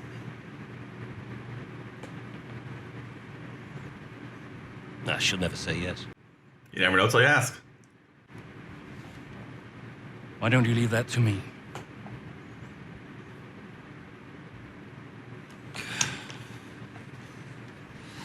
Contract still stands, Ackerman. 5th place, or I'm out next season. You got it. One problem at a time. Easy. Eh?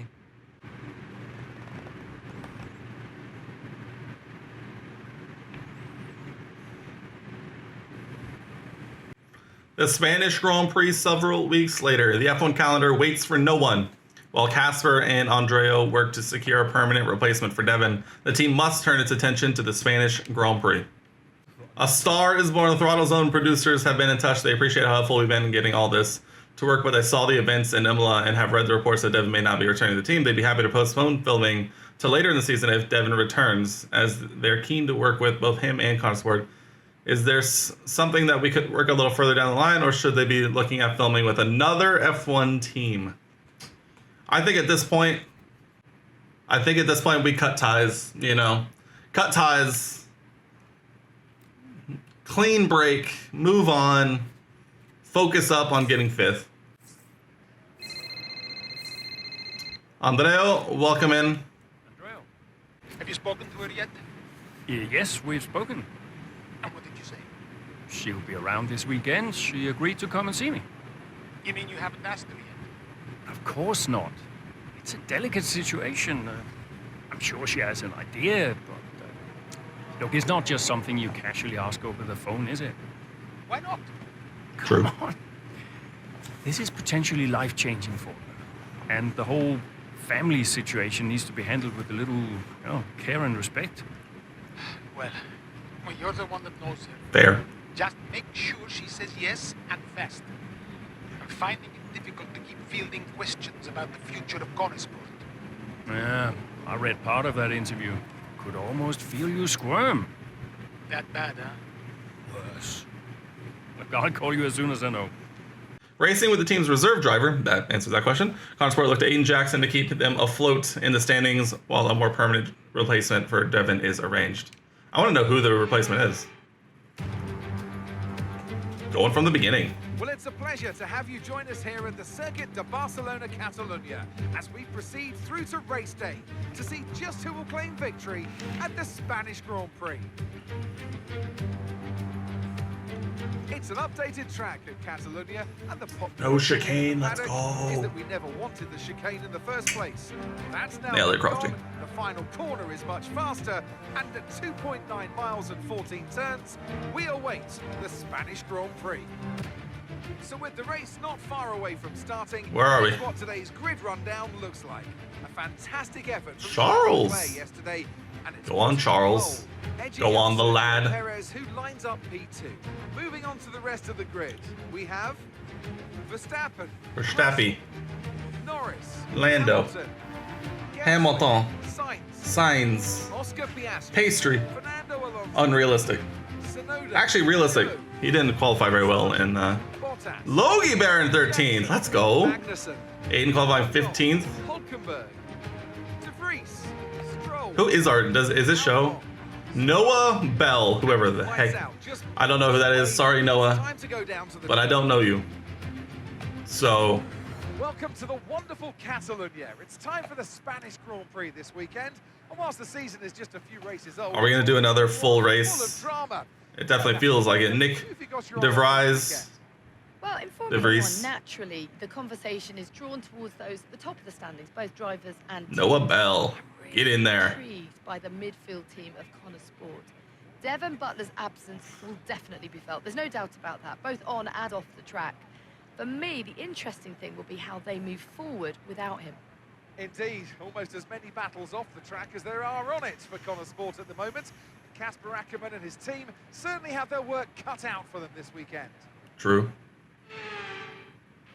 I know it's been a mad few weeks, mate, but you've always gone well here, so let's get your head down and see what we can do. Come on. Let's get it. Let's make up for Devin's absence. Aiden, let's go to work. Primary objective. Try and secure as many points as possible. Oh, easy. A dub, you say? A dub, I see. What is it, top 7? 10. Finish ahead of Sainz and Alonso. I can do that. What a start. Oh my god. The starts in this game feel way better. Amongst the turmoil, amongst the confusion, Devin Butler's absence, Aiden Jackson is going to silence the press and wins the Spanish Grand Prix.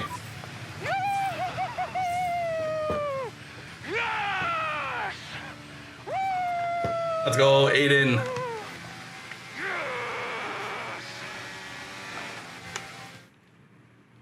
So it's Aiden Jackson propping up Connor Sport here today, but the big news off the track is the speculation about this team and whether or not they'll see out the season with their current lineup. Well, I think they'll have to sign a new driver, Crofty. It's a gamble worth taking. Well, a mid-season signing would get us all talking, I'm sure, but time will tell. It's true.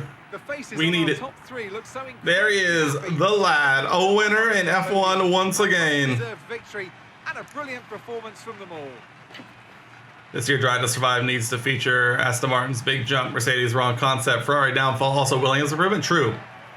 Agreed. It'll definitely be Aston's big jump. It'll definitely be Ferrari struggles. It'll definitely be Mercedes struggles for sure in the turnaround. McLaren's big drop at the beginning will be a thing, and then I'm sure Netflix is praying that they figure it out by the end of the season so they can have the redemption story as well, for sure.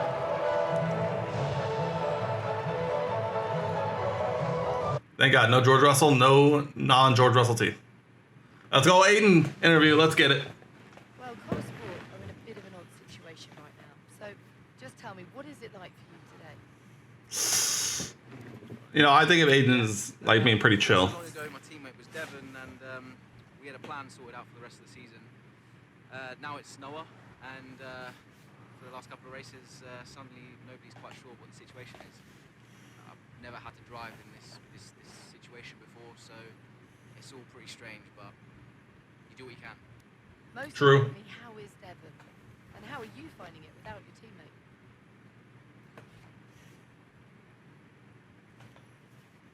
We're all concerned about him.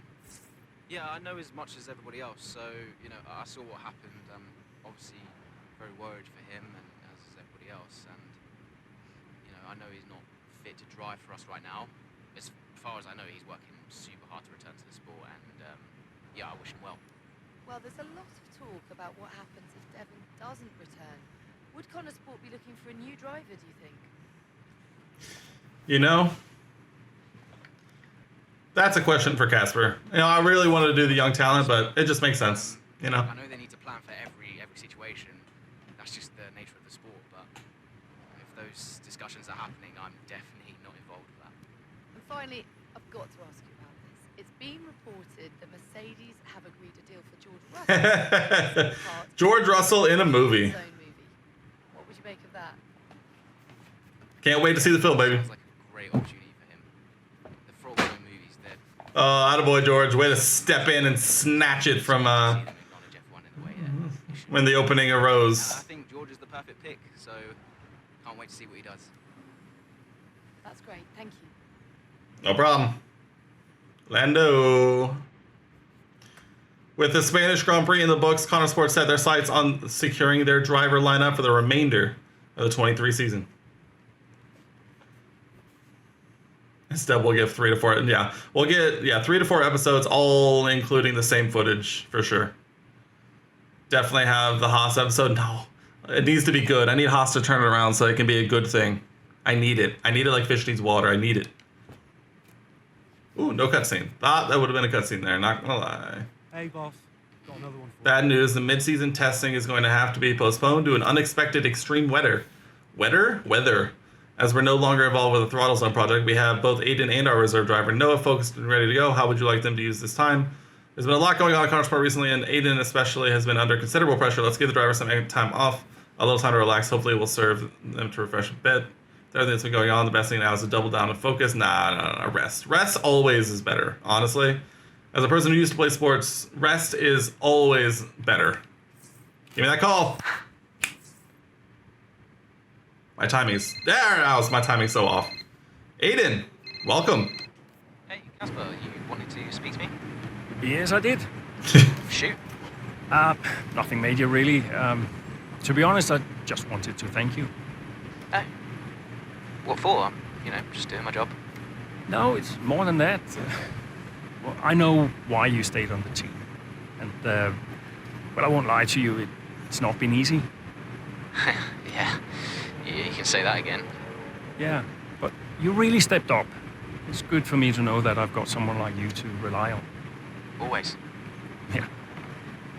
Look, Aiden, I'll warn you, things may not get any easier, at least not for a while, but, well, we've got something in the pipeline. A potential new driver, and a damn good one. Who is it? I can't say, not yet. It's a bit of a gamble, but if they agree, we could have something special. Let's go. Nice. And, how is Devon? Fine. I think... I'm not sure. I mean, Davidoff has closed the door on that one, but... Yeah, he tells me Devon is in a good place, though. That's good. That's good. Just keep doing what you're doing, okay? And now, just get out. Of course. I'll catch you later, Casper. Fascinating. Things in the works. Things in the works. Aiden has been approached to help promote an F1 sim racing event. He agreed to take part without consulting with us first, and the event has already announced his participation. I can speak, I promise. Should we let him? Yes, it's annoying that he didn't talk to us first, but yeah, it's not ideal. Let's see if we can agree for him to attend over video. No. He needs to be there. He needs to be there. Our boy needs the FaceTime. Why are you hesitating? You've always dreamt of racing in F1. Not like this. Do you know what he did? Oh, your father? He refused to support me. Said he'd only fund one of his children. Said Devon had better prospects. I'm sorry. I didn't know that. Mum used the divorce settlement to help me out, but... And you're only here because he sent you. No. This was my idea, my decision. And this is me asking you, Callie, not your father. We need a replacement, and I ask for you because I know how good you are. And that's the truth. I always said I'd do it on my terms, not his. I'll look out for you. Just like I did in F2. Will you keep him away from me? I'll do everything in my power. Everything. To make sure that all you have to think about is driving. It's a good deal. We got a deal?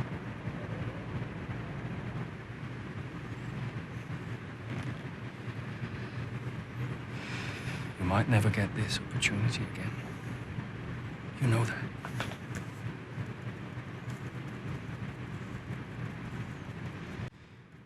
Let's go! She's in Azerbaijan. I'm terrible at Azerbaijan, by the way. Several weeks later, with current F2 champion Callie Mayer now on board, Casper and the team at Connorsport hope that stability on the roster will help garner the results needed to keep pace in the competitive midfield of the F1 grid.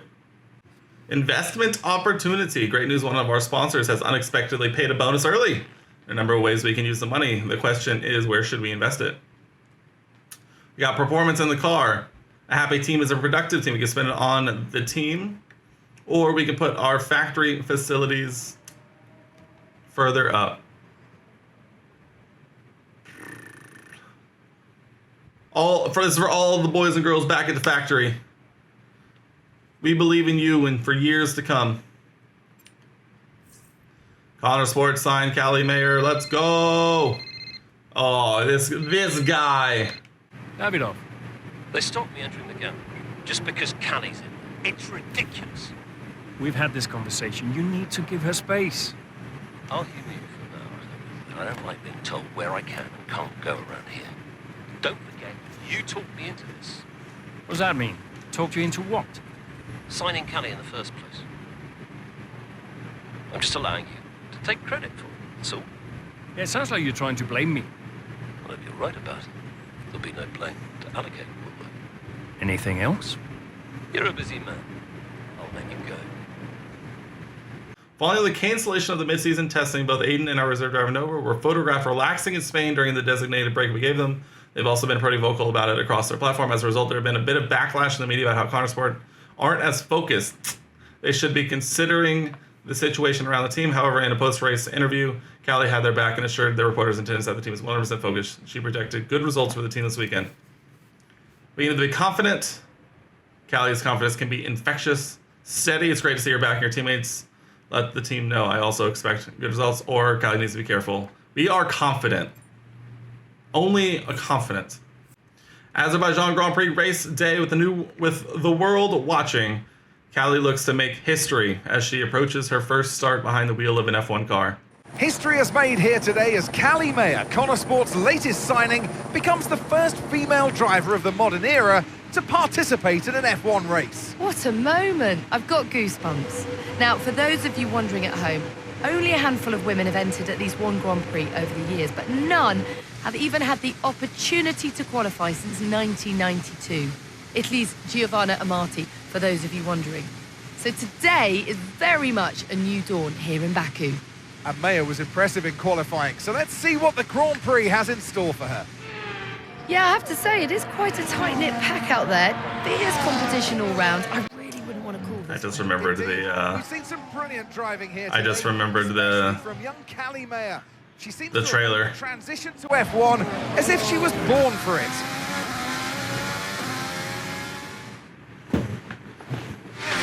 Primary objective. Catch up to Jackson before lap 8. I wonder what happens after that. Hello, Aiden. I'm in already. The first lap. She's practically on top of me. Closing in. Aiden, calm down. You're on different strategies. Just let Callie pass. Okay, Callie. Aiden's going to let you pass at the next corner. Let's go. Copy. Aiden? Get past her teammate now. Here she comes. But there's contact. Contact between the two Connor Sport drivers. Jackson's out. He gets the worst of it. Mayer's clear. What was that? Damage looks bad. I think you're right, Crofty. His race is over. What was that actually? Jackson unawares though. I'm not sure why. Yeah. What was that? Why didn't she wait for me to move over on the exit? Okay, Aiden, are you alright? It's just another butler. Whoa. Whoa. Is Aiden going to become the bad guy?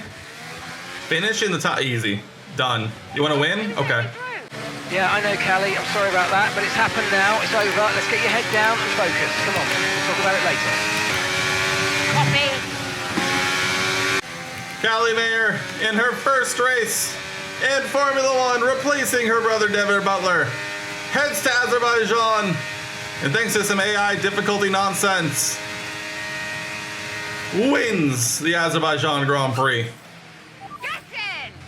Get in there. Get in there, Callie. Well, in spite of the drama amongst those at the top of the standings, so much of the discussion today has centred around Connor Sport. Absolutely, a bittersweet race for them today. One historic debut, one DNF. I mean, you couldn't write it. And talking of that debut, what did you make of Callie Mayer's first ever start? Well, I am so excited to see Callie racing in F1. It is great for the sport. She is a phenomenal talent. I can't wait to see what the season holds and her career as a whole. And if today is anything to go by, the name Callie Mayer is one that we'll be watching with a lot of interest for many years to come.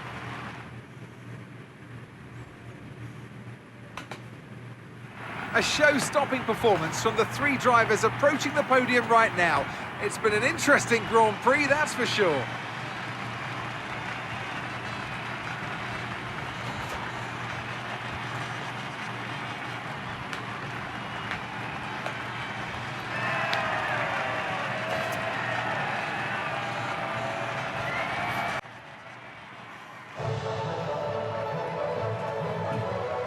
What a color combination of a podium.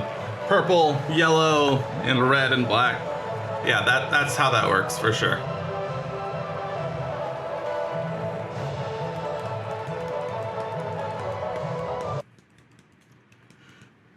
Not an ideal start. A misunderstanding between the new teammates forces Aiden to retire from the race in Baku. Do you feel extra pressure at Connor Sport? It must be difficult with your dad looking over your shoulder. Look, it's F1. It's not possible for me to feel any more pressure than I already do.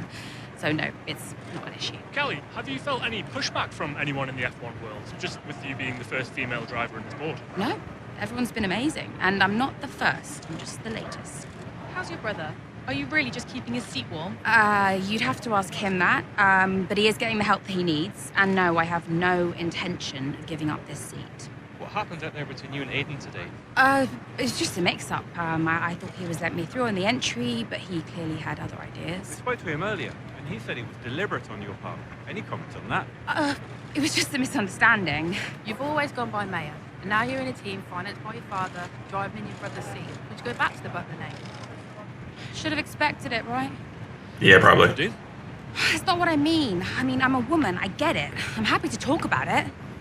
And what is it? Well, it's always the same, isn't it? So you're a woman, and then every question about Dad, about Devon, about the Butler name. Just forget about it.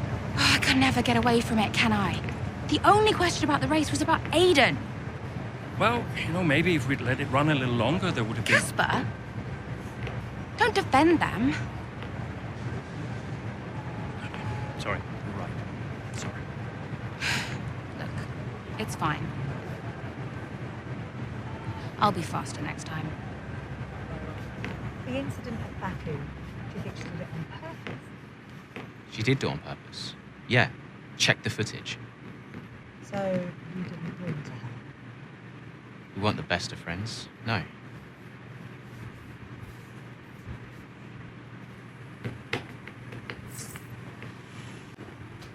Hey, Mum. Callie, I couldn't be prouder, darling. Well done. Oh, thanks, Mum. It was a good race. Felt great out there. Oh, it was a good race. Oh, no, what is it? What do you mean, what is it? What's what? I can hear it in your voice, Mum. It was a good race. No, it's nothing. Go on. No, it's just that you didn't do it on purpose, did you? When you clipped poor Aiden. I can't believe you're even asking me. Did you really raise your daughter to behave like that? Oh, I'm really not sure. It was an accident, Mum. I'm hanging up. Oh, of course it was. Bye, darling. Lots of love. Chapter 12. With an inauspicious start to their new driver lineup, Connor Sport hoped for more consistency as they head to historic Silverstone. Connor Sport is scheduled to take part in a feature article for a leading motorsport news website. Senior management and the drivers have been requested to attend a photo shoot and interview after the upcoming Austrian Grand Prix. Is there an issue, though? Callie is refusing to attend due to Davidoff's attendance. How should we handle this? Callie's relationship with her father is complicated. I think it would be best to let her sit this one out. Besides, she has a lot of the press attention already. Perhaps focus on the Connor Sport management team might round things out more. Understand she is non-negotiable with Aiden and Callie need to be there. I appreciate the delicate situation in the interest of letting Callie shine. We'll tell Davidoff he can send whatever his reaction. Oh, we're gonna compromise. No, we're gonna support. We're gonna support. We're gonna support. We're gonna be supportive. We're gonna be supportive. Your old friend, former F1 driver and current journalist Lucas Weber has been in touch. He's been keen to do a piece on what it takes to be a team principal in Formula One. Knows that you and Lucas have a good relationship, but the PR department is concerned about your history, and friendship is so well known amongst the fans that it will be a puff piece and we'll dismiss it outright. How would you like to proceed? We can either Lucas a professional, I think they're right, or it's a risk, but I think the coverage will be good. Let's ask Lucas if there's anyone else from his team who can fill in for him. Yeah, let's compromise. We need the press. We need more press that isn't just about Devin. Andreo. Welcome. You seen this latest article doing the rounds today? 3 weeks later and the press are still going this narrative of the rivalry at Connorsport. Still. They just need an angle for Silverstone. Paid no attention. But they're right, aren't they? It's not like Callie and Aiden are sadly treating each other like teammates. They just need time. It took me a while to warm to Aiden back in the day. Well, that's because you were a grumpy old man. Yeah. Well, some things never change, I guess. Ha! Now you're just grumpier and older. I'll leave you to it. Ciao. Bye. But we head to the British Grand Prix mid-race with the crowd behind both drivers at their home Grand Prix. Callie Mayer is facing stiff competition from her teammate, Aiden Jackson, going wheel to wheel. Do we know wheel? We're about to find out. 6 laps. We'll fly by him again. Okay, we'll have a word. True. He's been so late into these corners. I have no space out here. Yeah, we'll talk to him, Kelly. Before lap 9, and it is currently lap 7. Okay. Lewis does not want to be denied.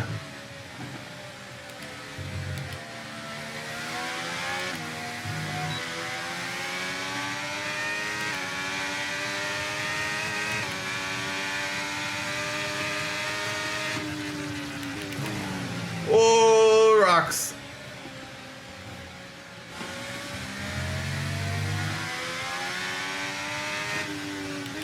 We're going for a little bit of realism. Final corner, unable to make up the ground to Lewis Hamilton. He will win his home Grand Prix. We come home just behind in second place. A podium is on the cards.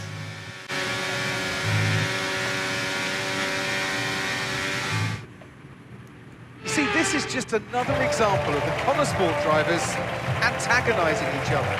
Yeah, but you've got to look at Ackerman as well. He's the one that can sort the situation out so far that he's letting them run wild. His job is to keep control, and no matter what the season, no matter what the driver, Connorsport just can't seem to gel as a team. So you've got to ask the question, really, what will it take? After an excellent performance at the Grand Prix, I'm sure there'll be plenty of celebrations tonight. Callie interview, let's get it. Callie, this is your first ever F1 race at Silverstone in front of the home fans. So just try to put into words what that means to you.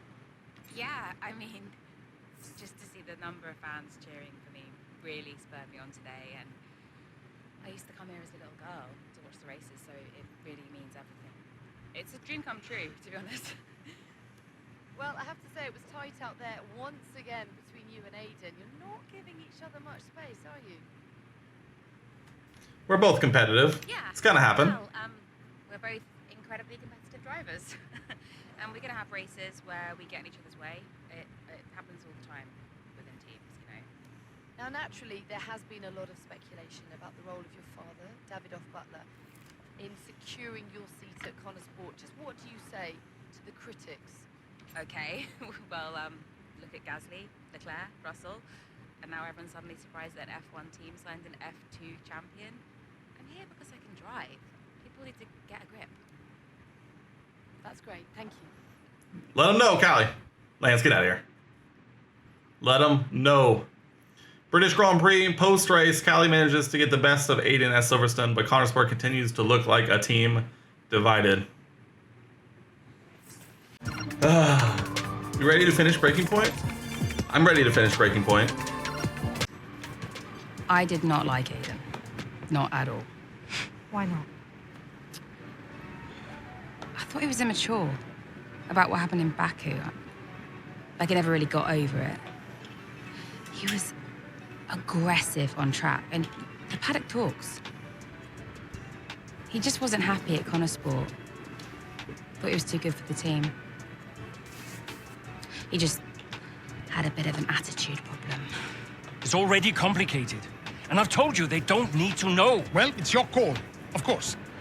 But the dishonesty makes me uncomfortable. We'll talk about it later. Yes? Let's make this quick. Or maybe we could give Casper a bit of our time. This wasn't scheduled. What, are you too busy for us now? Just tell them, Casper. Andrea, please. Can we get started? Yeah, Aiden's got a meeting at Mercedes he needs to get to. Enough!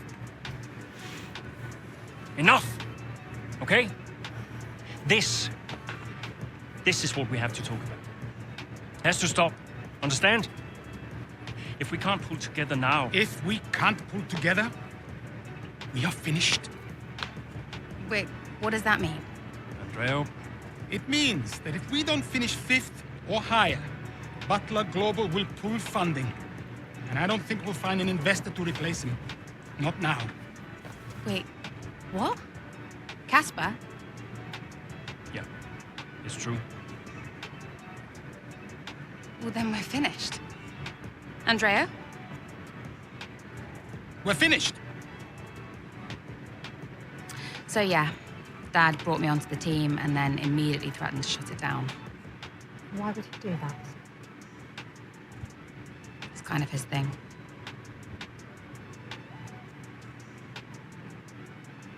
We go to Austrian Grand Prix with rain in the forecast. The Austrian Grand Prix, Connor Sport are hoping that that the gamble of an early pit stop for Cali pays off. Oh. Okay, Callie, I'm sure you've got questions, but we think we know what we're doing here. We've got information that says more rain's coming, and so, because we're the first ones to come and make this change... Beat Alpine and Alfa Romeo. Easy. Let's make it all count. Built different. Copy that. We're trying to survive in Formula One, which is amazing because we literally come out and won by 30 seconds. We win the Austrian Grand Prix. Congratulations, Callie. You keep going like that, you might just prove me wrong yet. Callie? Amazing. Well, we said at the time that it might have been too soon, but in hindsight, Connor Sport really did make the right call. Mayer made the pit stop, changed to wet tyres ahead of everybody else. That was a real turning point in the race. Yeah, you've got to get these decisions right, and not everyone did today. It's great to see Connor Sport taking their chances like that. Wonderful race by Mayer. If they want to improve on last season, they've got to try and do something different. Well, they did that today. They timed it well. And Mayer, well, she continues to impress. Welcome then to the podium, our top 3 drivers. What a great effort from them today in a very difficult race. Look at that, a Red Bull sandwich.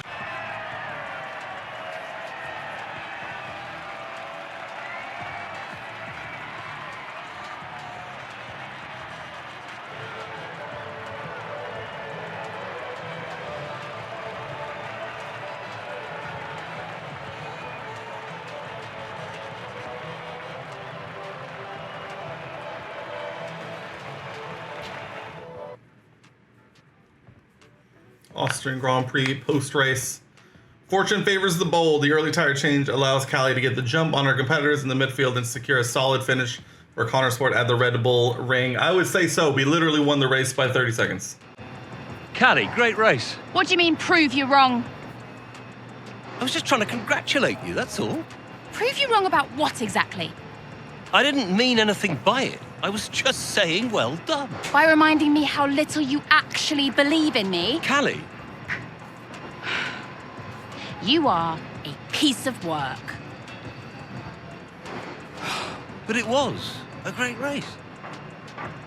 You said you'd keep him away from me. I'll talk to him. How is he getting involved on comms? Well, he didn't ask, he just did it. Yeah, he'll do whatever he wants until someone stops him. I said I'll talk to him. That was a great result out there today. Let's forget about your father, okay? Yeah. Good. Looks like he's found someone else to talk to anyway. No.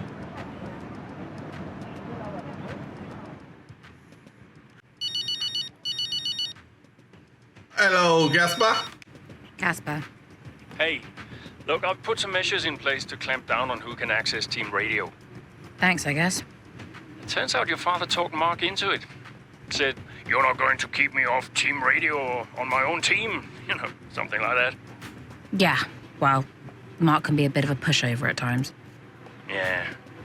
Look, Davidov's going to be at this press thing later, so you don't need to attend. Oh. Thanks for that, Gaspar. Just wish I could do more. Look, enjoy some downtime if you can, okay? Yeah. Thanks. Oof. Oh, another back-to-back? Oi, Mom. Callie, I just got your text. Prove him wrong. He's got a nerve. He really gets to me, Mum. I know I shouldn't let him, but I can't bear it. Him and his little games. Call him out on it, Callie. Say something. I did. I spoke to him. And? He said he didn't mean anything by it. He said I did well today. Unbelievable. What else do you expect? An apology? I don't know what to do. You keep driving, Callie. That's all you can do right now. The rest is just fluff. If only it were that simple. Oh, fair point. Don't envy you, darling. Not one bit. I'll leave you be. Bye, Mum. The Italian Grand Prix, Monza. Let's go. As the grid heads to Monza, fractures within the team continue to plague Connorsport. We're getting reports of a bit of a confrontation down in the garage, which we thought you should know about. Callie overheard a mechanic bad-mouthing her, and she called them out on it.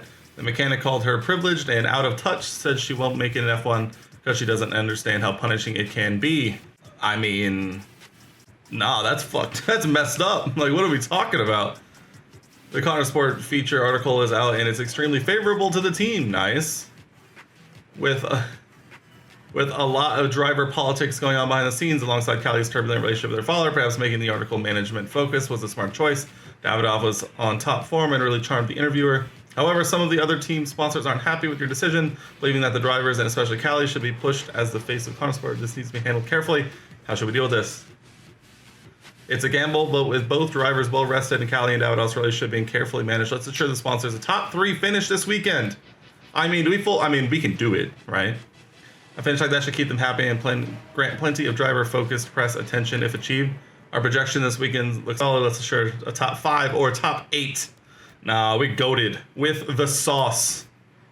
A podium or bust for Connorsport. Hey. Guess who's on his way in? Davidoff? He just called the office. Arrange him a lunch, he says. He treats the office staff like his personal assistants. He shouldn't be a drain on our resources. Look, I'll talk to him. Can you let the garage staff know he'll be wandering around down there? And make sure we have the usual room set up for him. Yeah, no problem. Roll out the red carpet. Davidoff's in town. Last I heard he was joining us in Singapore, but today he just shows up. Don't let him get to you like this. We'll handle him. Remind me why I went into business with him. At least you have an F1 team. For now. Look, he wants us to succeed. Doesn't always feel like it, Cass. I'll see you in the meeting. Yeah. This guy, man, this guy. Another call. Oi. Callie. People are saying Dad's heading in. He is, yeah. I thought he wasn't around this weekend. Well, so did we. Listen, I heard what happened in the garage. Oh, yeah. Look, please don't worry about that. It got a bit heated, but it's fine. I can't have that behavior on the team. I'm giving the guy a warning. Oh, is that necessary? But it's not okay to talk about your own drivers like that. Right. Well, you're the boss. Yeah. See you in the meeting. See you there. Andrea was cornered by a reporter when heading out of the team hotel early this morning, asking if he regretted getting into Formula One. We know Andrea to be a passionate man. This, coupled with the tense situation, may have made his response come across as a little fiery. This might require some damage control. We wouldn't be here if it weren't for Andrea's commitment and passion. He exemplifies what we stand for as a team. Andrea's passion get the best of him sometimes or do nothing. I can't tell if I hit support or if I accidentally hit no comment. Everything else looks fine. It's just about that rear wing. I don't want to sacrifice any more downforce. It's okay, it's your call. Now, let's check the weather again in an hour. Oi, oi! Did you miss me? Hello, sis. Hi, bro. Jackson. Devon. How are you, Devon? I am excited. Very excited to be involved again. Now, you pretend I'm not here. You carry on, please. Involved? How? Oh, you know, just a little bit of this, a little bit of... Involved? How? We'll figure it out. We'll figure it out. And what does Andrea say to that? He'll agree, Casper. It's fine. Were they pleased to see you? People are always pleased to see me. And what was your new role?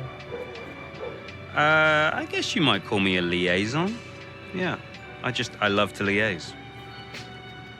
Dad wanted me to talk to people, keep people's spirits up, give some friendly words of advice, that kind of thing.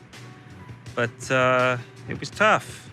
Yeah, Aiden still had that ego. Still thought he was too good for the team. Wouldn't listen to Casper's advice. That was a problem. And then Andrea, he was worried about the future of the team. He had Dad breathing down his neck. And Callie, well, let's just say Callie wasn't really looking for my advice. The whole thing was a mess. I mean, honestly, I'd only been gone 5 minutes.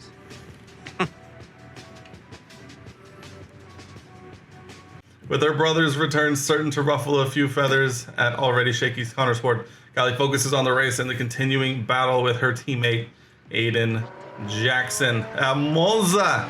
The two Connorsport teammates not exactly doing each other any favours this afternoon. For me, they're a little bit too close for comfort. What is Aiden playing at? Tell him to back off. Okay, Callie, he knows. Clearly he doesn't know. Yeah, same old stuff. Jackson really wants to make a move out there, but Maya, no chance, not letting him past. Towards the Curva Grande we go. He's going for it. It's really close. It's too close. There goes Maya's front wing. Oh, Aiden Jackson, what happened there? This now seems like a running theme at Connorsport. Yes, this race is critical for them. When are they going to just pull themselves together? Okay, box please, Callie. Let's get that wing replaced. This is a joke. Box this lap, please. Box this lap. Yeah, copy.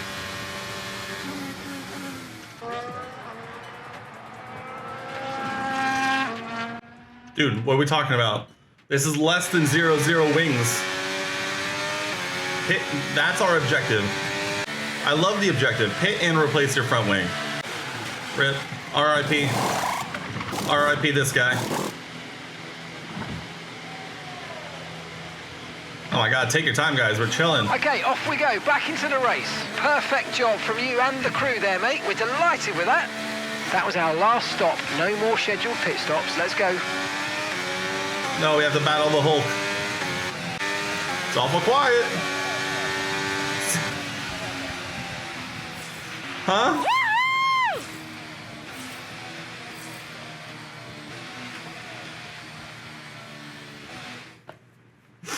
So Maya managed to pull it back in the end. But if this continues, Connorsport... Are they even racing? It's like FP1. That's what I'm saying. They're just traffic for to go to this racing. It's true. You want to see the catering costs? Dude, our catering costs are caviar every single day of the week. The reason they're not making... We demand to see the catering costs. You'll see it at the end of the year when we submit our budget for the and it's clear for the FIA. Jackson continues to be the aggressor. Is it personal, Natalie? Well, you know, it does seem that way from the outside looking in, but all I know is they just can't go on like this. That's what I would say at this point. Don't play it on normal and you'll probably be a lot better along.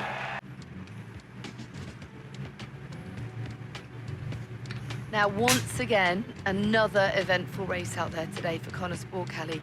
Is the team sabotaging its own chance of a decent finish this season? No comment. Punditry is your job, Natalie. No, I am not here to comment on those kind of narratives.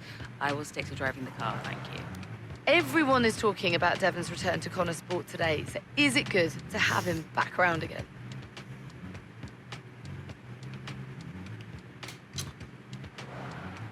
Devon always means well.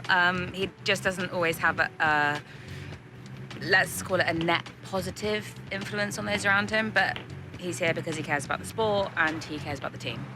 Now, in the past, you've refused to acknowledge the role of your father in getting your current seat at Connosport. Why is that? What I said was I'm here because I deserve to be. I'm here because I can drive. I stand by that. That's great. Thank you. Post-race Italian Grand Prix, the Connosport teammates continue to shoot themselves in the foot, with Mayer and Jackson getting into another on-track tussle at the Italian Grand Prix. Fortunately, Callie manages to turn it around and finish within the points, but it's clear to all that Connosport's problems aren't going away anytime soon. Go on then, let's have it. That's no way to answer the phone. Say your piece, mother dearest. Fine, if you want to be like that. I did say you need to be careful what you tell the media about your father, didn't I? That was the perfect opportunity today to smooth it all over, but no, you only reinforced what everyone's already saying about you. That's just how I feel.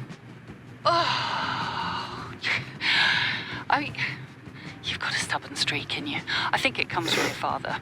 Definitely not mine. He was always so determined, unable to admit to his mistakes. What's your point, Mum? My point is that nobody likes your father. Sorry. Just be careful, Cal. Yeah. Thanks, Mum. I'll let you go, darling. Ciao. Casper. Callie, debrief in 10 minutes, okay? I'll be there. And great race out there today. Just doing my job, boss. Yeah, and you do it well. You really help getting the sponsors off my back. And that's what really matters, is it? I guess not. No. But it all helps. Happy to be of service. See you at the debrief.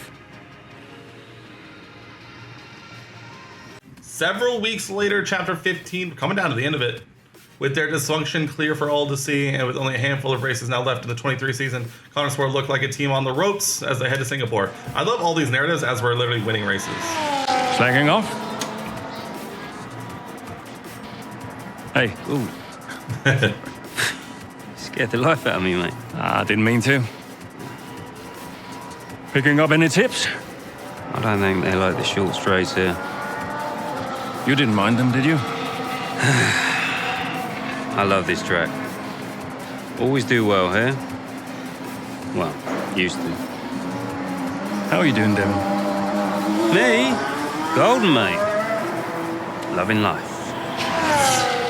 I'm so sure. Yeah, sure. You know what it's like to leave all this behind, don't you? Yeah, it's the most difficult thing I've ever done. Yeah, well, like that. But, I didn't choose this, Casper. I didn't. I know. But you came back, right? How's it treating you? Ups and downs. How's our old teammate doing? Yeah, I don't know. Yeah. I don't think he's happy here. He still thinks he belongs in that top team, see? He's never let it go. That's the problem. You know, I could have a word with him. I mean, if you think that might help. It's all a bit delicate. Uh-huh. Yeah. Oh, I understand. No, Devin, I mean it. Huh? Scouts on him, mate. Oh, Jesus. I know, right?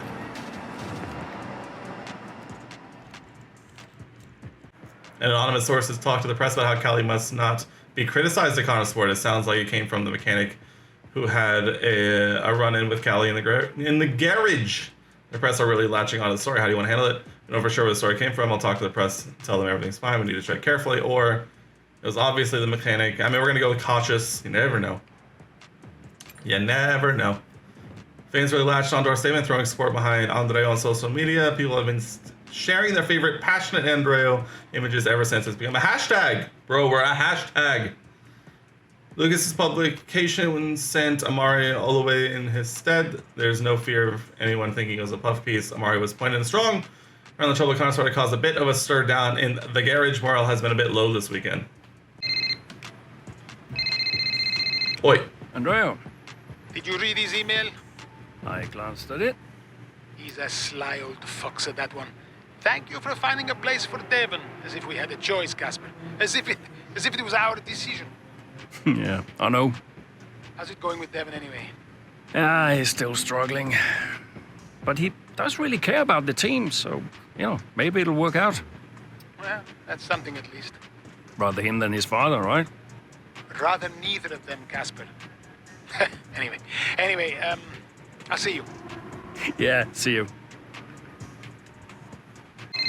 Damn it. Davidoff. Ackerman. Look, I know it's none of my business, but that story about the mechanics really blowing up. I trust you're dealing with it.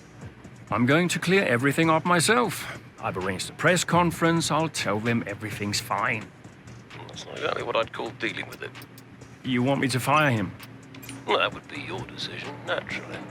I'm not going to fire a good mechanic without any proof. The decision is made. So be it. Let's do it. Did Casper really want you to talk to Aiden? I read between the lines. Look, Casper's good at lots of things, but I know people. Yeah, I know how to get in their heads. And I wanted to help Dad, help the team, so, Leave me alone. Listen, I'm just saying, mate, if you were such an incredible driver, you wouldn't be a Connor Sport, would you? Sorry, it's the truth. No offense. Well, maybe I won't be here next season. Dude, you know what your problem is? Yeah. You. You think you're better than the team. I remember when Aiden Jackson was just happy to be behind the wheel of an F1 car. We all liked that guy far better than this one. You never liked me. No. But Casper did. Once upon a time. Oh, you're different now. You think you're too good for the team. Your head's stuck in some imaginary big three-seat in cloud cuckoo land, mate. No. You have got to drive the car you're in. You're lecturing me about ego. A subject I know well. Oh, Is that wrong? Right. Is that wrong? I get it. So you're allowed to be cocky, but I'm not. Is that it? There's a difference. How can there possibly be a difference? This isn't you. This isn't you, mate. Oh, get lost. Be true to myself. Drive the car I'm in. The wisdom of Devon Butler. Should I be living my best life too? Just drive the car you're in, mate, yeah? Ciao.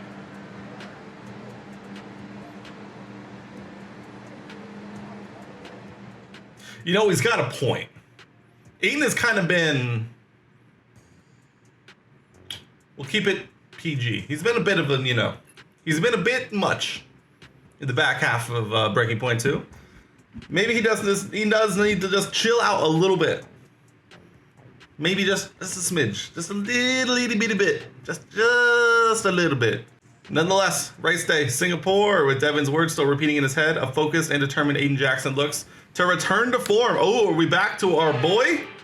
Let's get, starting from 10th, let's get Aiden Jackson a win. It can happen. It's gonna happen. It's gonna happen. Little dip. Across the line! That was literally just a 15 lap race, a 15 lap time trial of Singapore.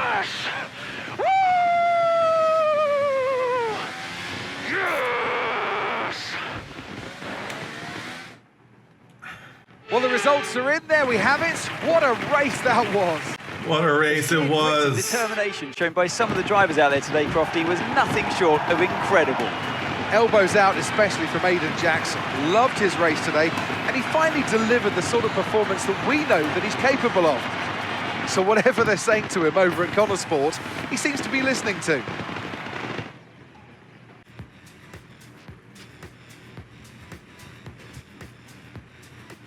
Now, Aiden, you have had your ups and downs this season, but tell me, on the whole, are you pleased with your overall performance?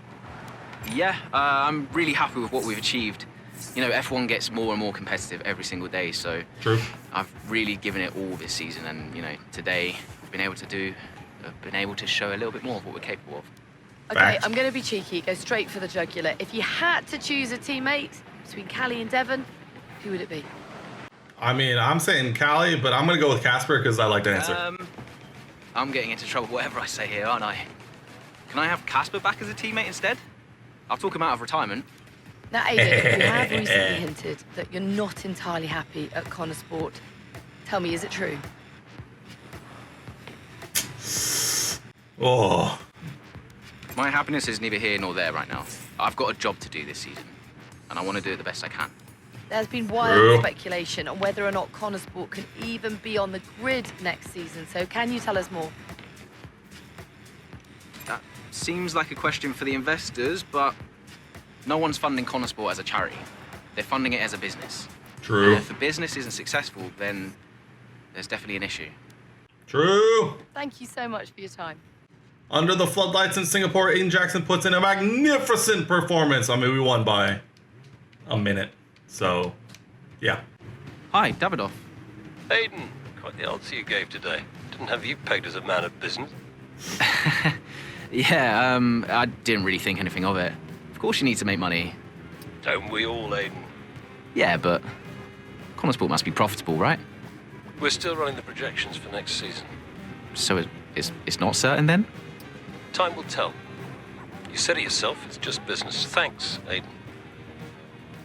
On to the next one. We're getting down to it. Come on, I just want to chat, Cal. Why? Because he told you to?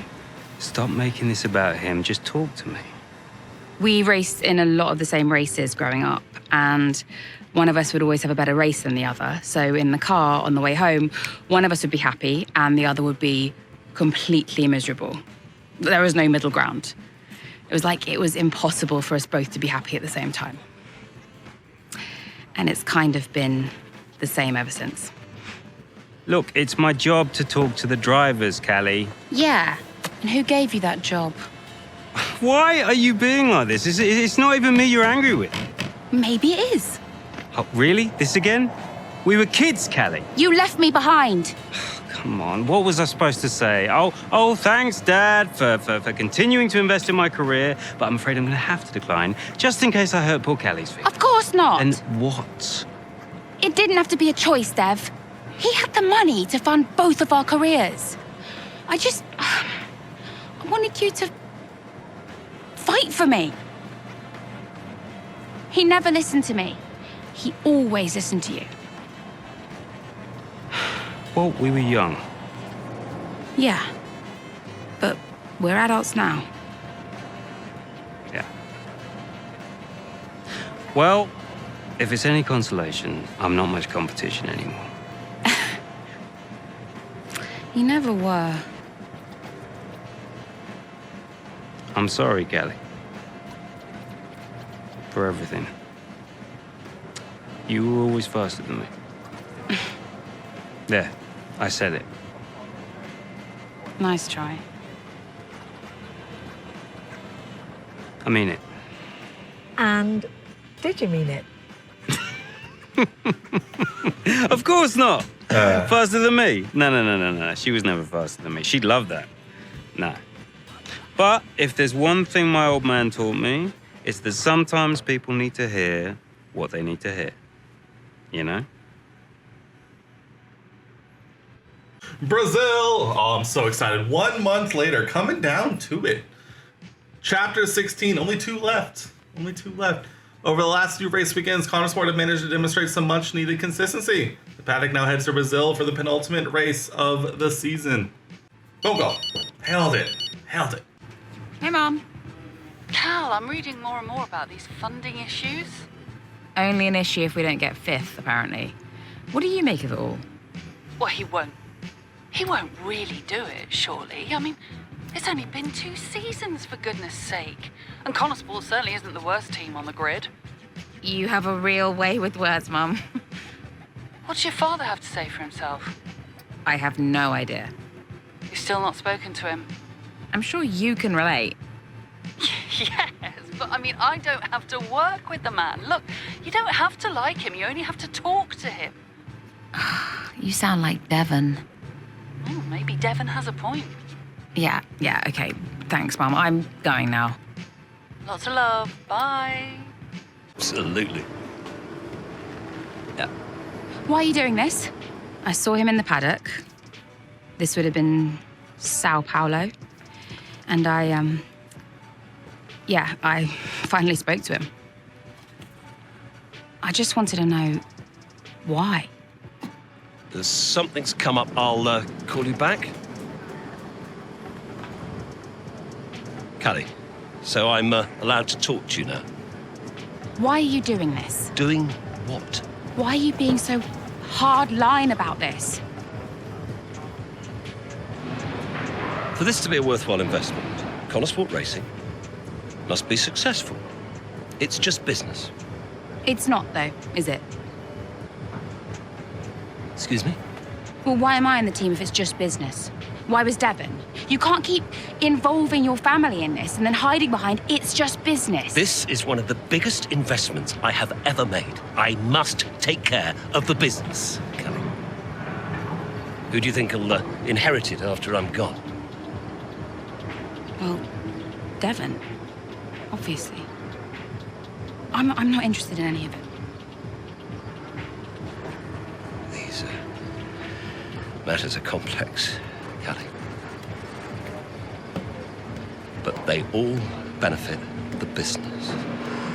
They all benefit the family. And ultimately, they all benefit you. You said this the last time you tried to stop me racing. I didn't buy it at 12, and I certainly don't buy it now. I don't understand what goes on in that head of yours. You threatened to end my F1 career, and then you claim it's for my benefit. Have you any idea how much money I have plowed into the team? Yeah, that's the thing with you. Money. Nothing changes. I wouldn't expect you to understand. No, Dad. I wouldn't expect you to. Oh. You need to be more realistic, that's all. Not everyone survives in F1. You know that. 5th in the standings. 5th. 5th.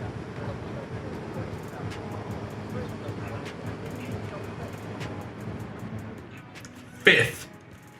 A late safety car has provided Callie Mayer with an opportunity to turn around her fortunes at Interlagos. Mid-race, let's get it. Little late safety car. Safety car's in this lap. Repeat, the safety car is in Behind this a lap. Williams, that though? means it's our chance to shine. Come on, you can do this. Let's go. Secure a top 5 finish. No pressure then. I mean, we're behind a Williams. How far back are we? Gotta be what, 13, 14, 15? Here we go.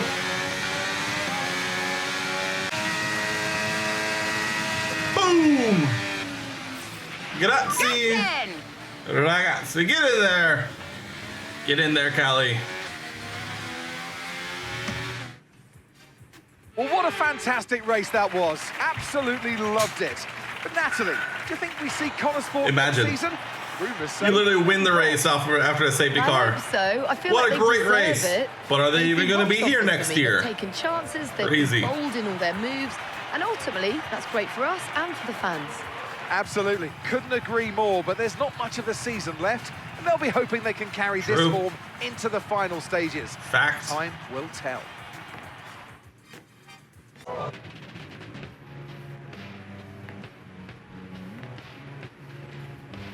Wow, Callie, a really strong performance out there today. Just tell me, though, how big a role did the safety car play? I just think it's never about the safety car, not really. Every race Correct. has its opportunities, whatever form they take. It always comes back to the driver and whether they can make the most of a situation. Callie, your first F1 season is nearing an end. It must feel like a long road, but clearly you've put a lot into it. And is there anyone else that's been particularly influential this season? I've got Casper to thank for so much of this. He was there for me in F2 last season, and he was the one who fought so hard for my seat at Connosport. And without him, I may not even be here. So cheers to Casper. And tell me, I'm not sure I could do it, but how has it been working so very closely with your family?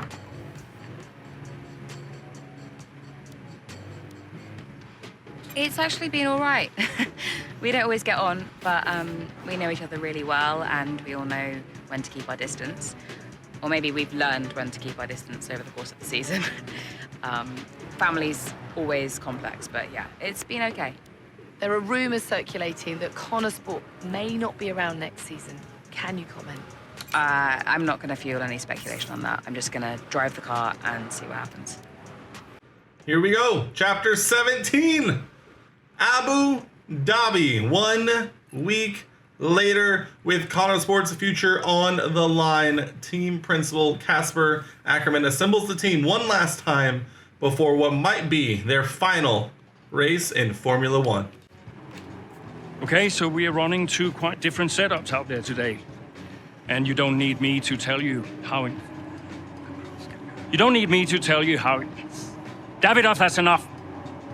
I'm sorry? Get out. What on earth are you talking about? I've had an entire season of you whispering in people's ears. I'm asking you to leave the meeting. You can't be serious. This is not your team. And after today, it might not even exist. So get out and let those of us who actually care about the result do our jobs. We'll talk about this later, Ackerman. You can threaten me after the race. So be it. Coming, Devon? Yeah, I'm thinking I might actually stay. Yeah, I'm gonna stay. Well, that's up to you. Let's go, Devon. Okay, listen. You all know what's at stake.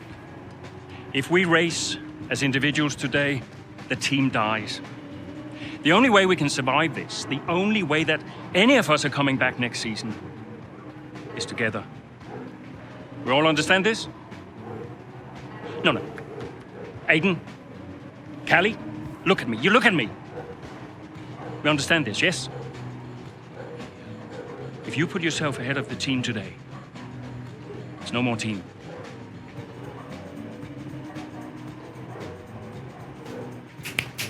Damn!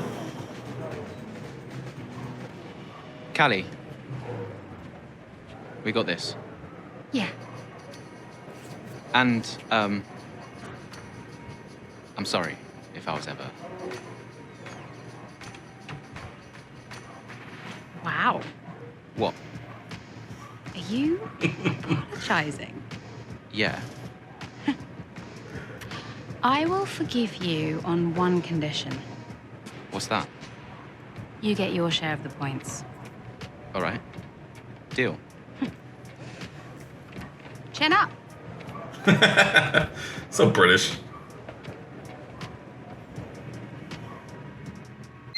That was a little early. Andreo, welcome in. Hey, did you find him? I didn't look too hard, to be honest. Does Davidoff ever sulk? Hard to imagine. Listen, I hope I haven't caused you problems. I snapped it. It was unprofessional. Not at all, Casper. It was a delight to watch. You think it'll affect his decision? I've given up speculating, Cass. At this stage, nothing would surprise me. Yeah, well, we better get that result then. I guess we better add. And good luck today, Casper. Whatever happens, I'm so grateful for all you've done. Look, it's been my pleasure. Connor Sport deserves to succeed. If the fates are kind, Casper. If the fates are kind. I'm trackside. I'll see you there. Yeah, cool. I'll be a few minutes. I'm feeling it a little bit. I'm actually feeling it a little bit. Let's do it. One final time. Mid-race, Abu Dhabi. With the race underway, both Connor Sport teammates lock in as they look to secure the points they need to guarantee the team's future in the sport past the 2023 season. Here we go. You know, before a race begins, anything is possible. Anything. On the one hand, you have the true icons of the sport, certain drivers, certain teams who set the pace, who you expect to do well. On the other hand, you have the underdogs. And we are always there, always pushing for another place, another point. Looking for the smallest opportunity, the tiniest mistake we can punish. And in that moment, just before lights out, it's like the world holds its breath. You know? everybody just waits. The air is heavy, you know? And I knew whatever happened, Connosport had made its mark on the history of the sport. And I was at peace with that. So you weren't nervous? Are you kidding? So we know how it stands right now.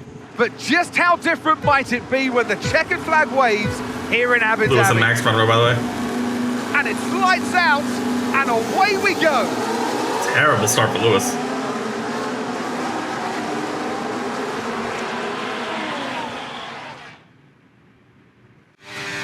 Here we go. Overtake Gasly before Okay, lap 9. Let's see if we can start moving through the field. It's time to push. Come on, you got Easy. this. Let's get it. Copy that. Here we go. For the final time. We take control. Hello, Pierre. How are we?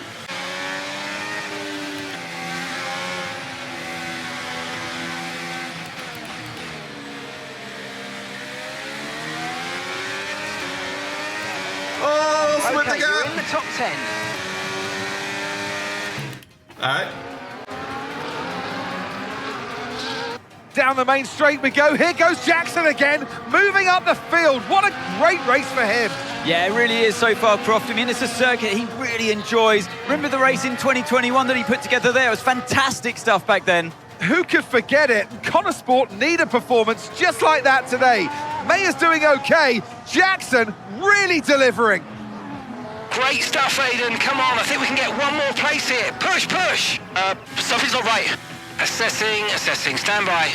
I'm losing speed. Heading down the back straight now. He's in a great spot, but hang on, he's slowing. He's slowing. Something is very, very wrong. Yeah, I think he's got a problem here, Crofty. I wonder what it is. Could it be engine related? Look, they're throwing their hands in the air on the pit wall, and he's out. And yeah, that's the engine gone. 2023 is over for Aiden Jackson. Uh-oh. It's a dramatic exit, and it wasn't what he was hoping for. Something happened up there? Yeah, engine failure, I'm afraid. Aiden is out of this race. Repeat, Aiden's out of the race. Did you get that? Aiden's out. I heard. What? Let me speak to her. Why? Just give me the headset. Sure about this? I'm sure about everything. That's what concerns me. Kelly. Devon? Yeah, we've had a chat. We think it's best if you don't push the car too hard. What?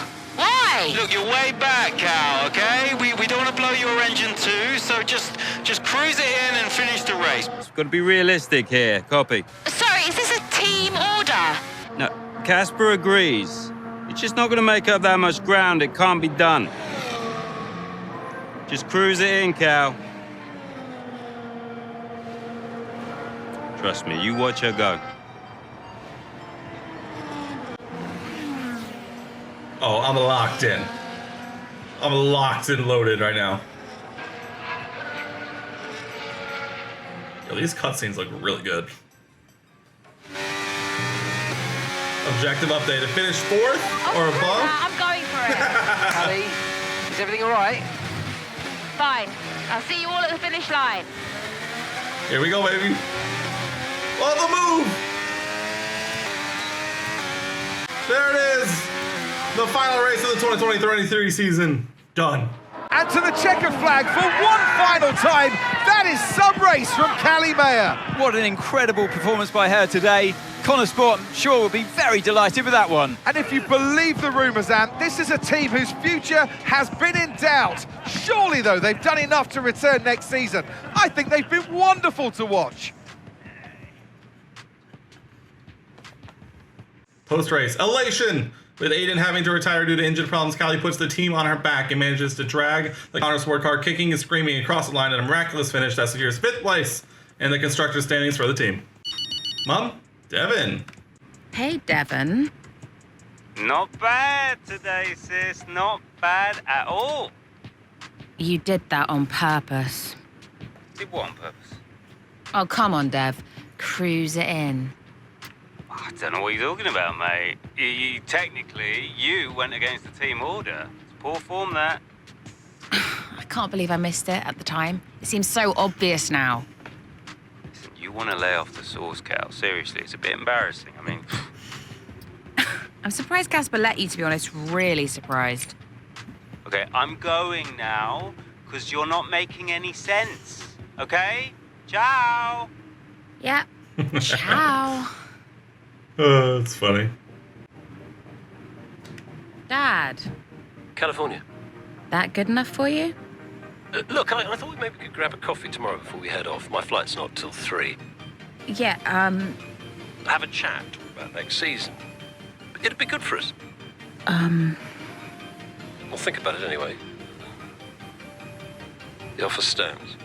You make it sound like a negotiation. It always is with us, Callie. You let me know.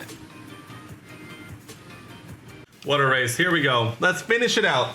The 2023 season comes to an end. Let's see what the finishing touches of this story have to offer us.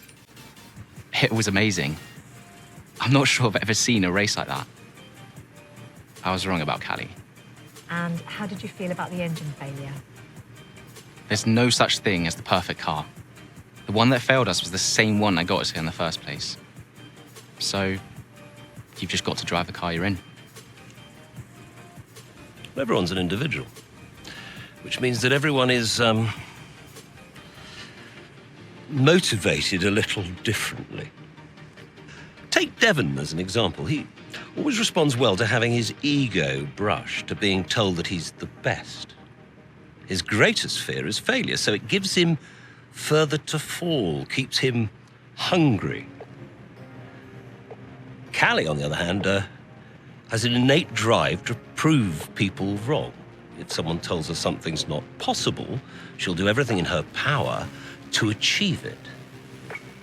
A sort of stubborn determination that can be harnessed. And then there's Aiden. I mean, when he started in F1, people thought he was a nice guy, but he was incredibly ambitious. It's just what makes Aiden tick. Which is why I may have started a rumor or two about interest from other teams during his time at Connosport. To stoke that ambition. Keep his eyes on the horizon. A lot of people might see that as manipulative, wouldn't you agree? Well, of course. Motivation is manipulation. It's the same thing. Is it? Look, the end justifies the means. After all, it's just business. Looking forward to next season? Just let me at it. Will you stay next season? I've told Casper I'll stay if he does. Do you still have a job after your run-in with Davidoff? Well, we'll see. We did it! We secured the funding. What a team! And that's all that matters. Right now, yes, that's all that matters. Okay, so, we done? Yeah? Cool. Ciao.